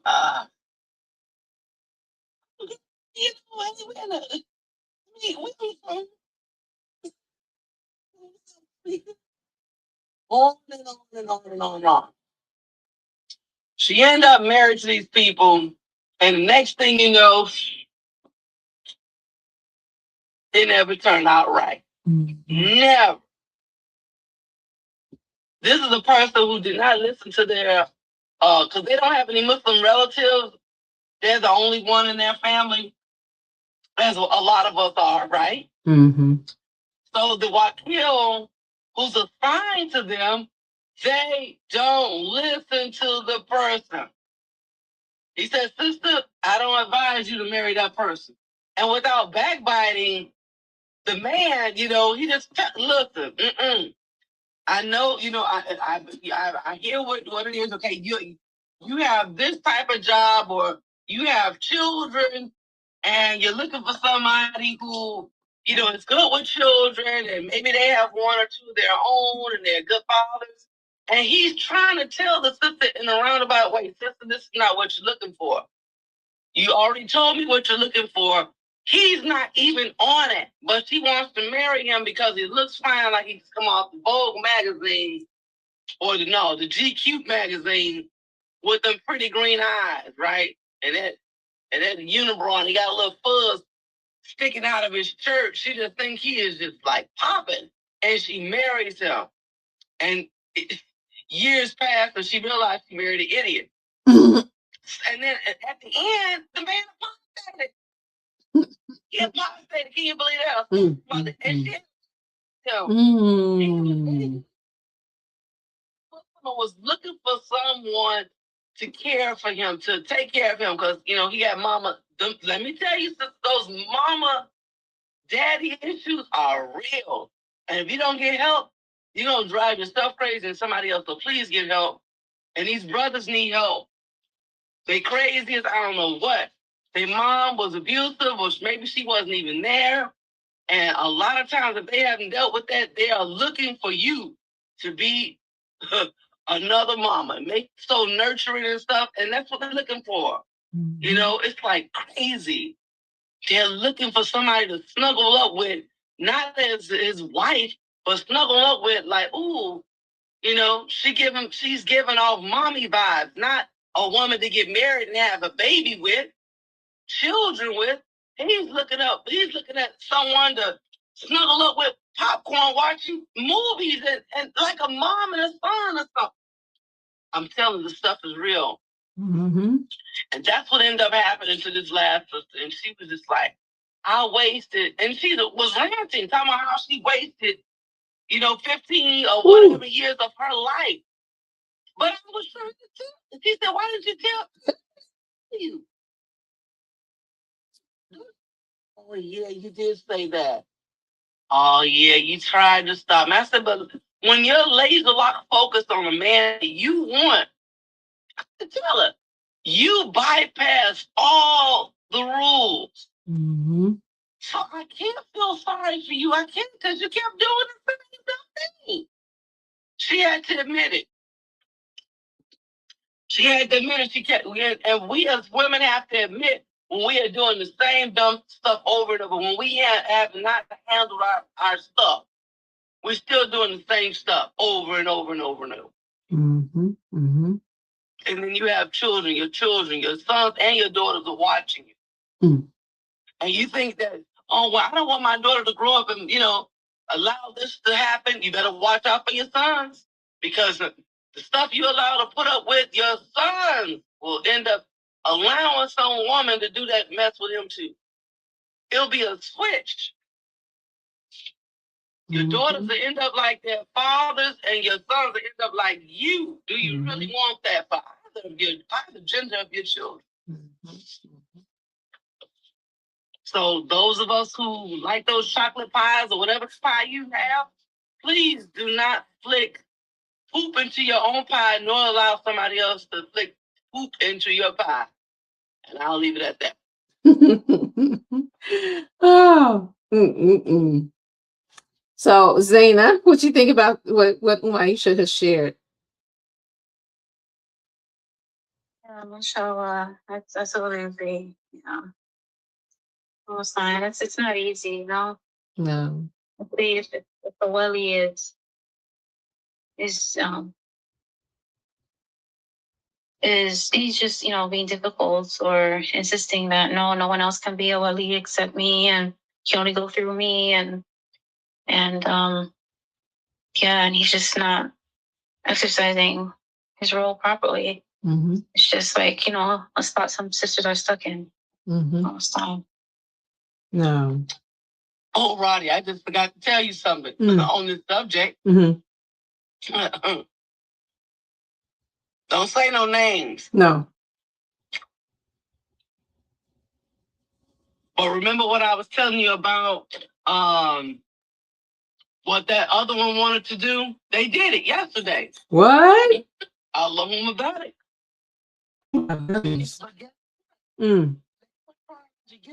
They have been trying. They've been at this process trying to get it done for at least 6+ months. Oh, wow. So the dad is a Catholic. He's canceled out. He was pissed off and mad. I'm about to miss another one. But Daddy, you need to say, let alone. So he missed out again. Her oldest brother, he a Catholic. He don't count either. The other one is so busy, and this is something that I never thought I'd see. But the next one in line was a true freak. Oh. Wanted to control. I said, listen, you can't control what it is that person wants to do, who they want to spend the rest of their life. We have no control over that. Right. And when someone is laser locked, that they in their mind, that's who they're gonna marry. That's who they're gonna marry, and even if they have to go around. Yeah. So the best thing, in my opinion, because only Allah knows exactly how that's gonna go. Do right by them and practice what we're supposed to be preaching. Make things easy for people. Make things easy. And I had to say something. You always make things hard for people. If I had to weigh hardship versus ease, I'm not gonna say you never make things easy, but they're rough. Yeah. And they duck and dodge and procrastinate, and that causes situations, problems for the one that's trying to get married. Because you got brothers, fathers, uncles, nephews, grandfathers, and sons stalling.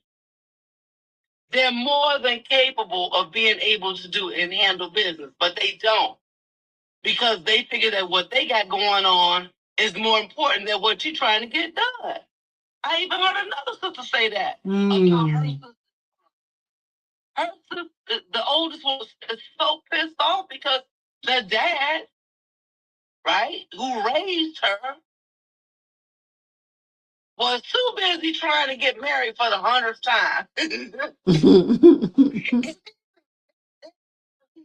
Hold on for a moment. I'm trying to get married for the first time.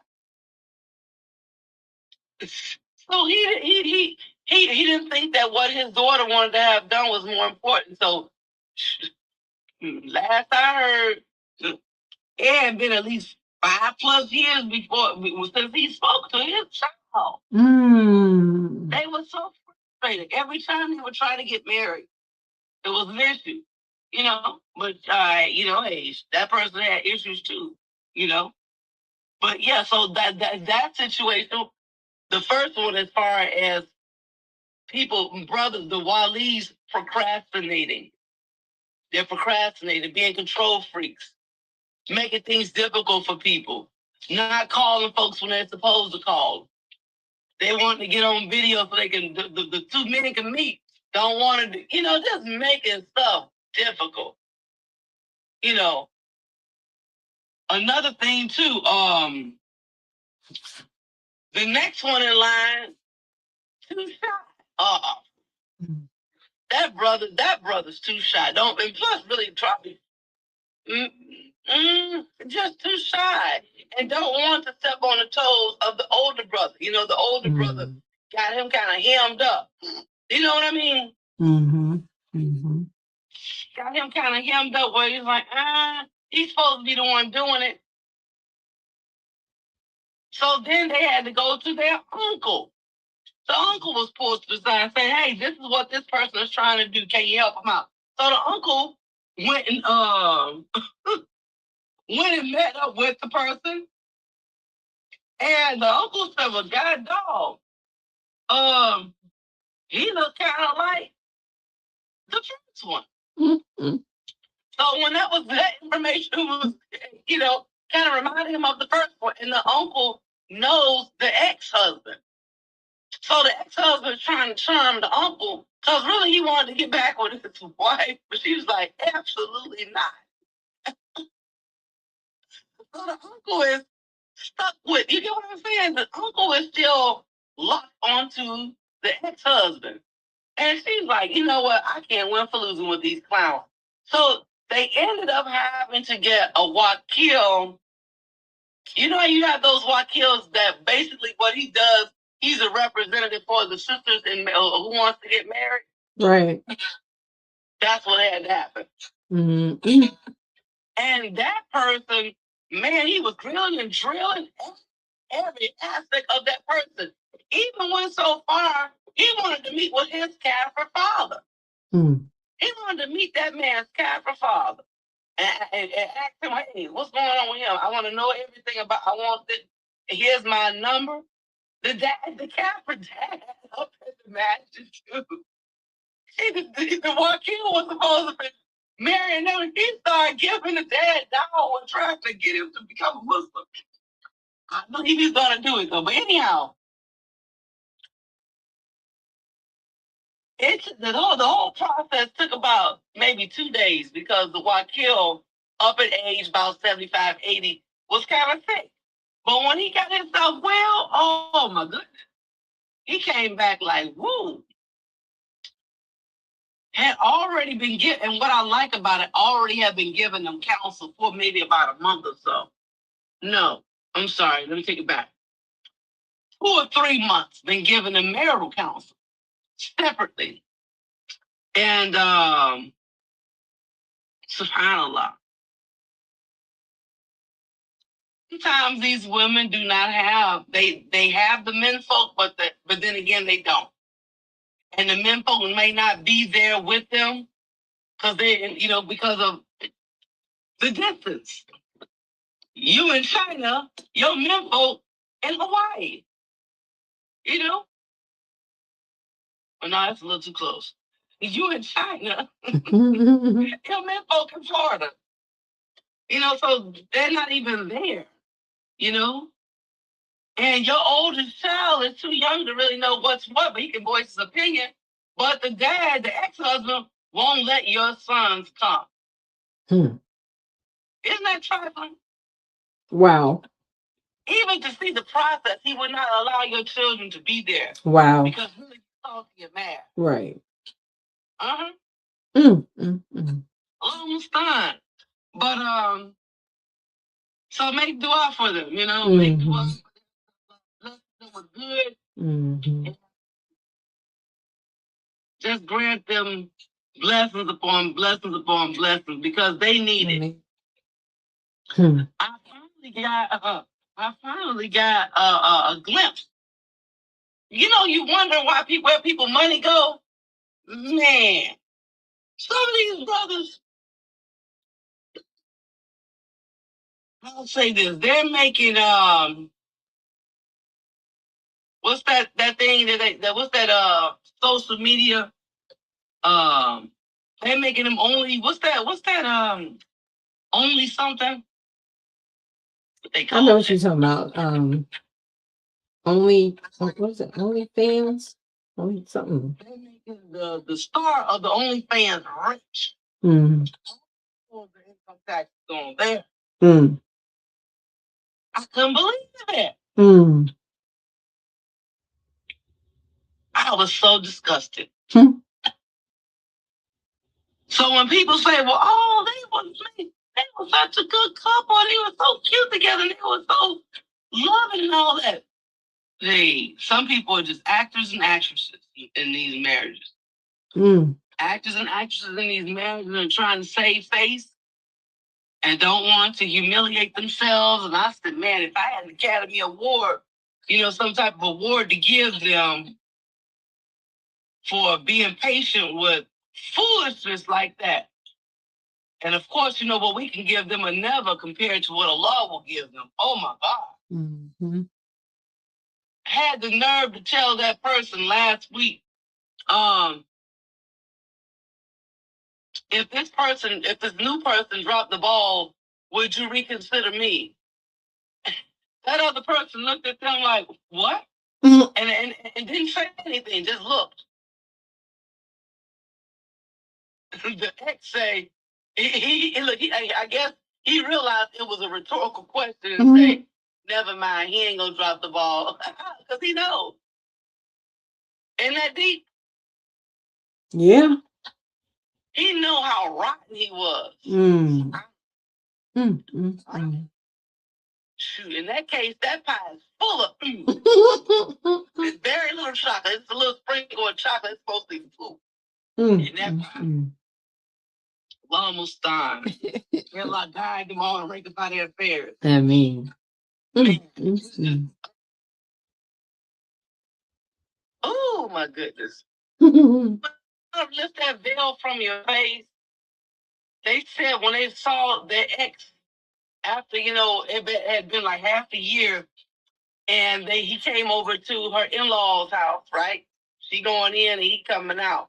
She couldn't believe she was with somebody that unattractive. Oh, wow. She couldn't believe it.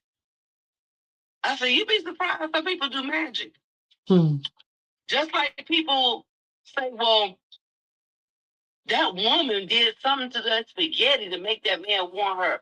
But people they never think about what the man did to get that woman. Mm-hmm. As if men are not wizards and into magic and stuff. Come on.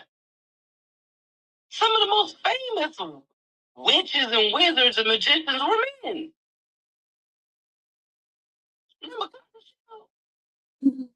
Yep.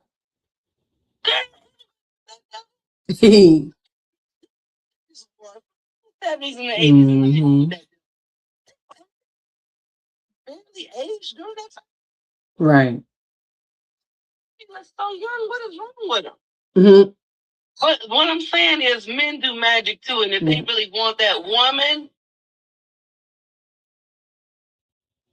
they'll put something in her food and in her drink and blow and sprinkle some doofus powder, on her.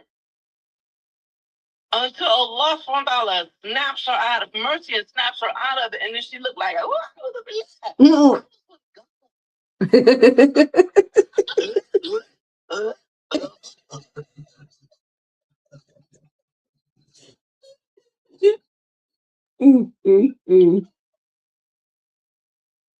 He even told her, he said, he sounded like an idiot. Do you think if we get to the Jannah, would you take me as a husband then?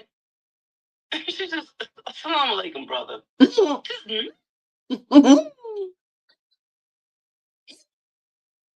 even get in there. Because imagine somebody like that who you're not even equally yoked to. And there was some, fishy business from the beginning. Who knows? Only Allah knows exactly what was really going on, what really happened. Because we don't know. We only know bits and pieces of what someone tells us. Right. But I got to touch the gut instinct. Yeah. And my gut instinct used to say, this person is like always scanning the room, like, nothing. All I can say, man, Allah guide them to Islam, but a lot of the sisters, they cause problems for themselves. The fathers don't do what they're supposed to be doing as far as being the wali he's supposed to be. The brothers, the uncles, the sons, those who are capable and who knows how to make basic decisions, they fail the women. Oh, yeah. outside. Some of them are extreme, like in the case I explained to you. Mm-hmm. They won't do what they're supposed to be doing, and the other people are the other person. Is basically waiting on you to do. Call. They're basically on your time. Well, she gotta wait until I call them, and it's been a month. The person's still waiting. They're thinking, okay, you know what? He's not serious. Let me go down the line to the next person. And some women are going down the line, person after person after person. They're going down the line. Mm-mm-mm. And not getting anywhere. Mm-mm. Mm-mm. And they have to go outside of their families. And that's a sin of a shame, as they say. That's a sin of a shame. Yep. So what they're supposed to be doing. Because what the Hadith say? There's no marriage without a wakil or wali. Right. Right. Right. Right.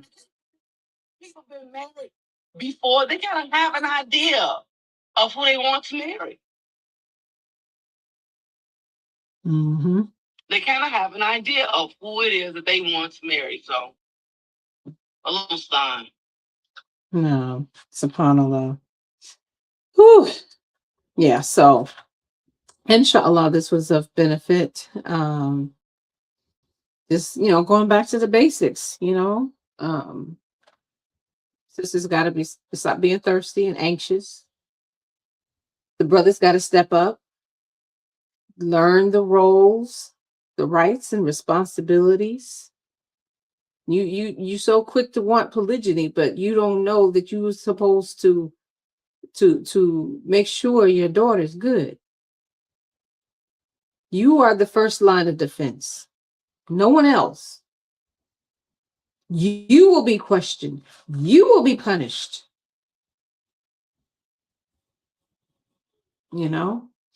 So inshallah, we're able to raise our sons to be better than some of these sorry brothers. Woo.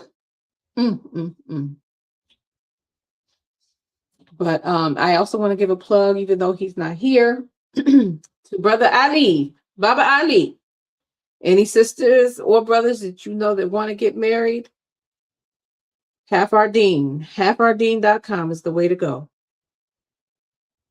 I trust his process. This is the closest that you're going to come to finding out whether or not you're compatible with the brother in which you intend to marry, or the sister you intend to marry.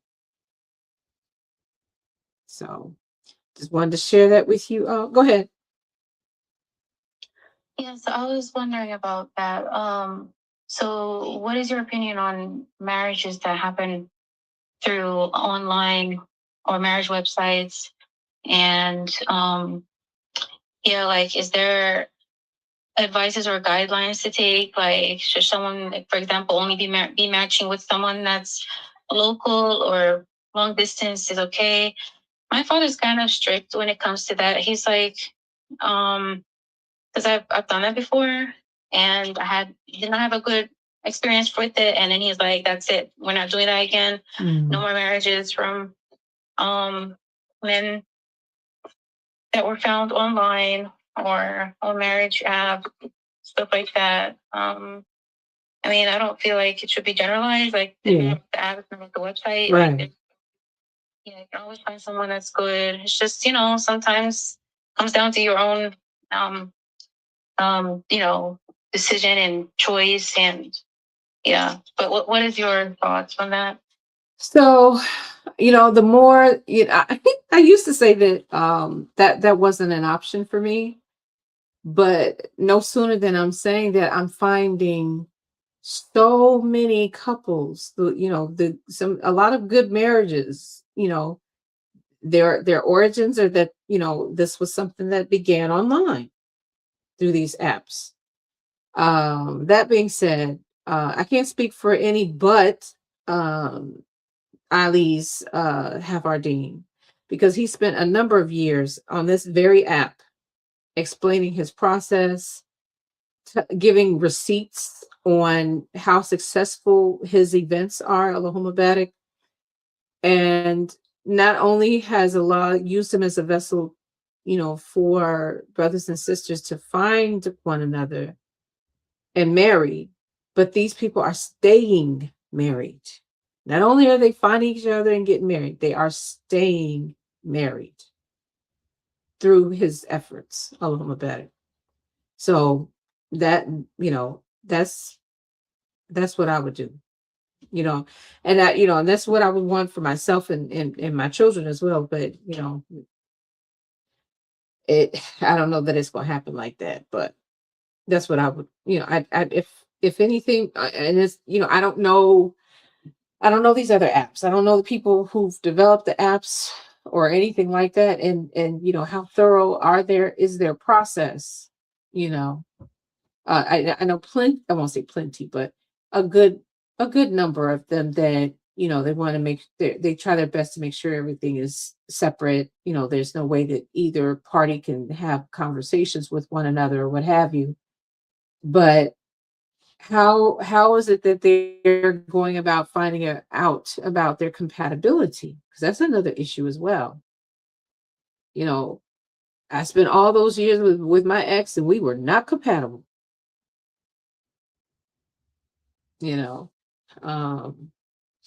So I share these things because, I want for my brothers and sisters, what I want for myself.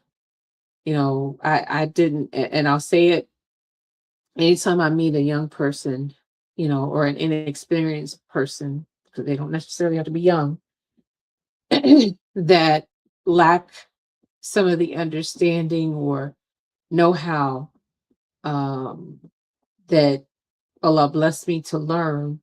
I had to experience it for myself. I didn't have a go-to person to ask, well, what about this? Or, walk me through the correct way to go about anything.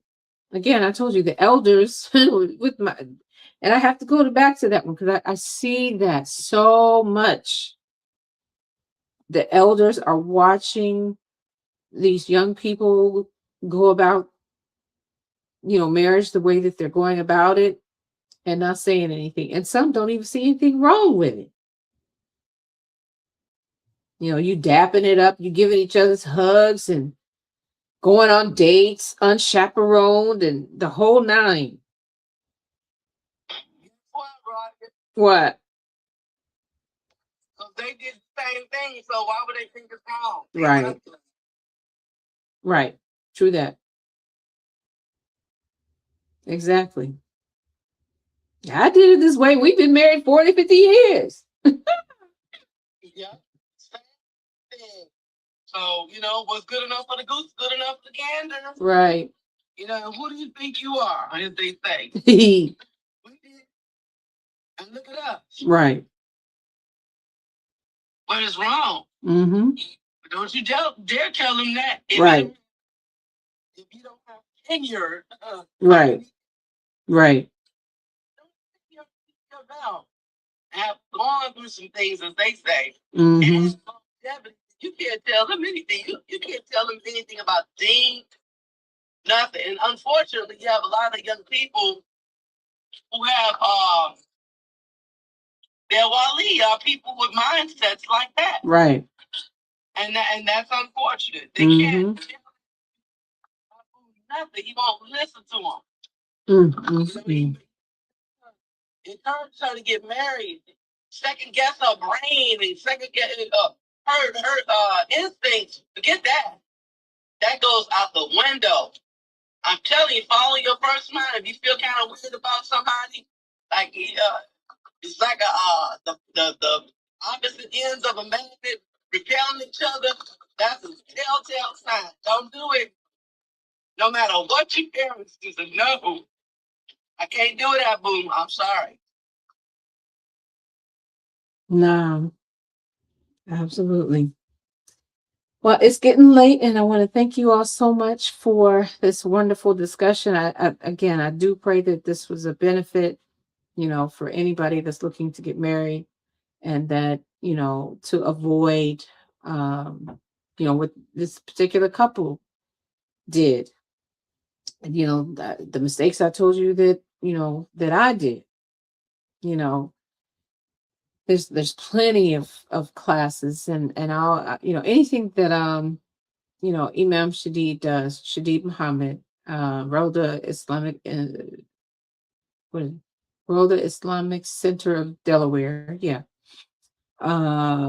Anything that Imam Tariq Abdul Rashid does, anything that I don't know that he necessarily does anything with marriage, but Dr. Yusuf Frederick, um, Dr. Akil, what's his name?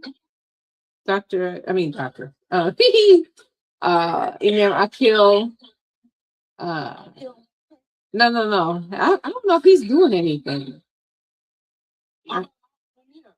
Yeah, I'm getting to him. Munir.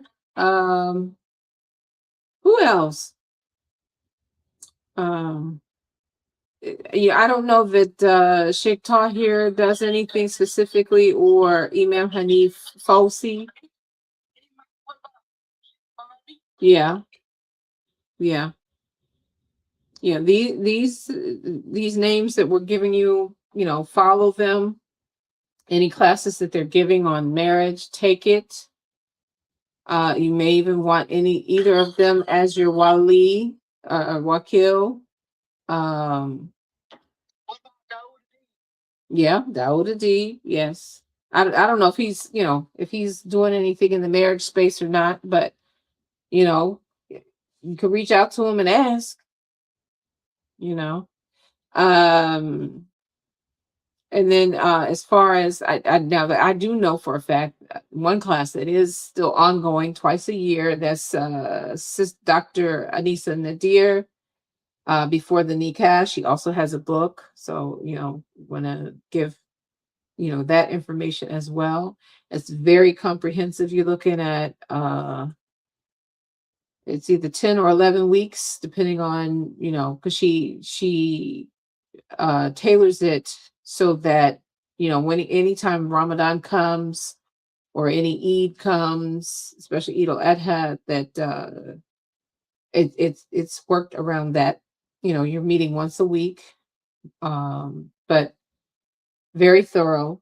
And I still always want to encourage people to do premarital counseling. If you don't do anything else, do that, and at least have a minimum of 4 sessions.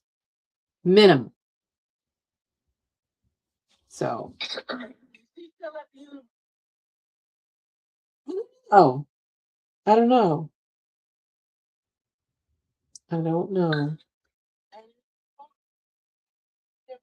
Yeah, as far as I know. Yep.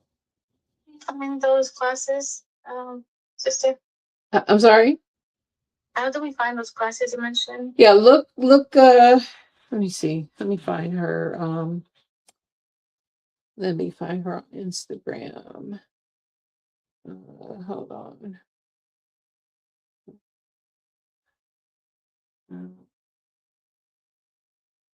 There we go. Bam. Copy. Okay, here she is. Okay, let me pin that. Pin link. Yeah. Yep. There you go. Yeah, I took her class twice. So very thorough. And it's not your typical class. She teaches it with her daughter and other brothers and sisters that are in different respects. Like there's a brother, I don't remember his name, but he does the part about mental health and that sort of thing. Then she's got one that talks about pregnancy. Right. Yeah, so she has many people helping her with teaching the course. So it's very thorough. Alhamdulillah, Allahumma barik. But yeah, that's what I wanted to share with you all. And, again, as I always ask of you all, if there's something you feel that we need to talk about, let me know. if there are those that we should have to lead a particular conversation, let me know, who that might be as well. Inshallah. Any of you all that want to tell any sort of story, how Allah guided you to Islam, your birth story, anything that you want to share. We love storytelling, and we do that over in the house, Muslim Storytellers, for those that are on Clubhouse. Excuse me. But any anything other than that, inshallah, we'll have Muslim Women Wednesday coming up this Wednesday. And I'm going to aim for, I have a guest for Muslim Storytellers. I'm going to see if she can make herself available for the following Wednesday, inshallah. It'll be a nice treat, inshallah. I won't say anything else until we finally came to an agreement that she needs to tell her story. So she told me, just tell her when. So I want to make sure I have enough time to be able to do my due diligence and sharing, her accolades and all the information that she's shared with me to entice those, who may be interested in coming when we do have it, inshallah. So we will close now. Umaisha, if you'll close us out with dua. Look, I was gonna say something else real quick. Okay.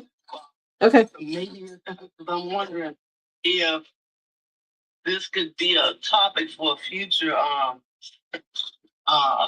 thing. I don't know how controversial it will be, but I think I shared with you that the state of Mississippi. You see what I sent you about the state of Mississippi? How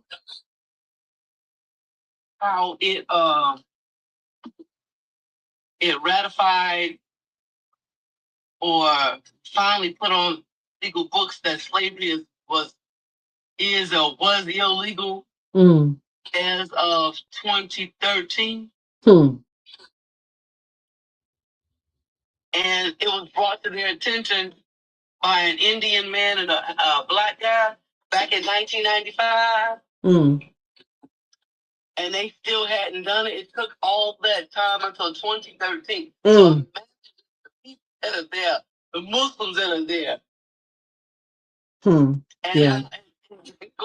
I love the comment section. It still slaves in Mississippi. Yep. 2026. Mm-hmm. I'm talking about the people who, in particular, I'm talking about the people who were either been in America before Christopher Columbus. We come from those people and those who were brought over during that time. More predominantly from like West Africa. You got some people who came from India. Right. Enslaved. You got black folks walking around here thinking they're black, and I told you a few of them found out their ancestors were from India. But yeah, so imagine that. And I'm thinking, like, how can you even practice Islam there? Right, that part. And that sister, what's her name? I'm not gonna say her name, but you know what I'm talking about. The one that told us a year or two ago how her grandmother and them was still enslaved. Yeah. And that was in the 1990s. This been in what? But was that in Tennessee? Yeah. And how? And someone said, the sister who's with me, if you know what I'm talking about. She said, well, how can they do that if federally it was abolished in 1865? I said, okay, think about that for a minute. The person who abolished it, then they blow his brains out the same year. He did.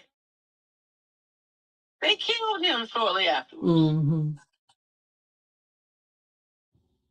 Almost died. No. So that's something I want to leave on the birds of everybody that's in the few of us who are in this room. Think about that. Here we are in this place in 2026, the land of the free, the home of the brave. It don't apply to you. It don't apply to me. Even though they said that it's not, because you still have people who look like me who are enslaved in this country. Yeah. And the government knows, and people knows, the sheriff knows. Subhanaka Allahumma wa bihamdika ashhadu an la ilaha illa anta astaghfiruka wa atubu ilayk. Ameen. La ilaha illa anta subhanaka inni kuntu minadh dhalimin. Ameen.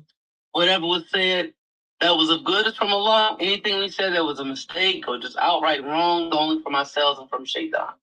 Ameen. Assalamu alaikum wa rahmatullahi wa barakatuh. Wa alaikum assalam wa rahmatullahi wa barakatuh. And as I always say, be resilient, inshallah. And inshallah, see you all again on Wednesday. Assalamu alaikum.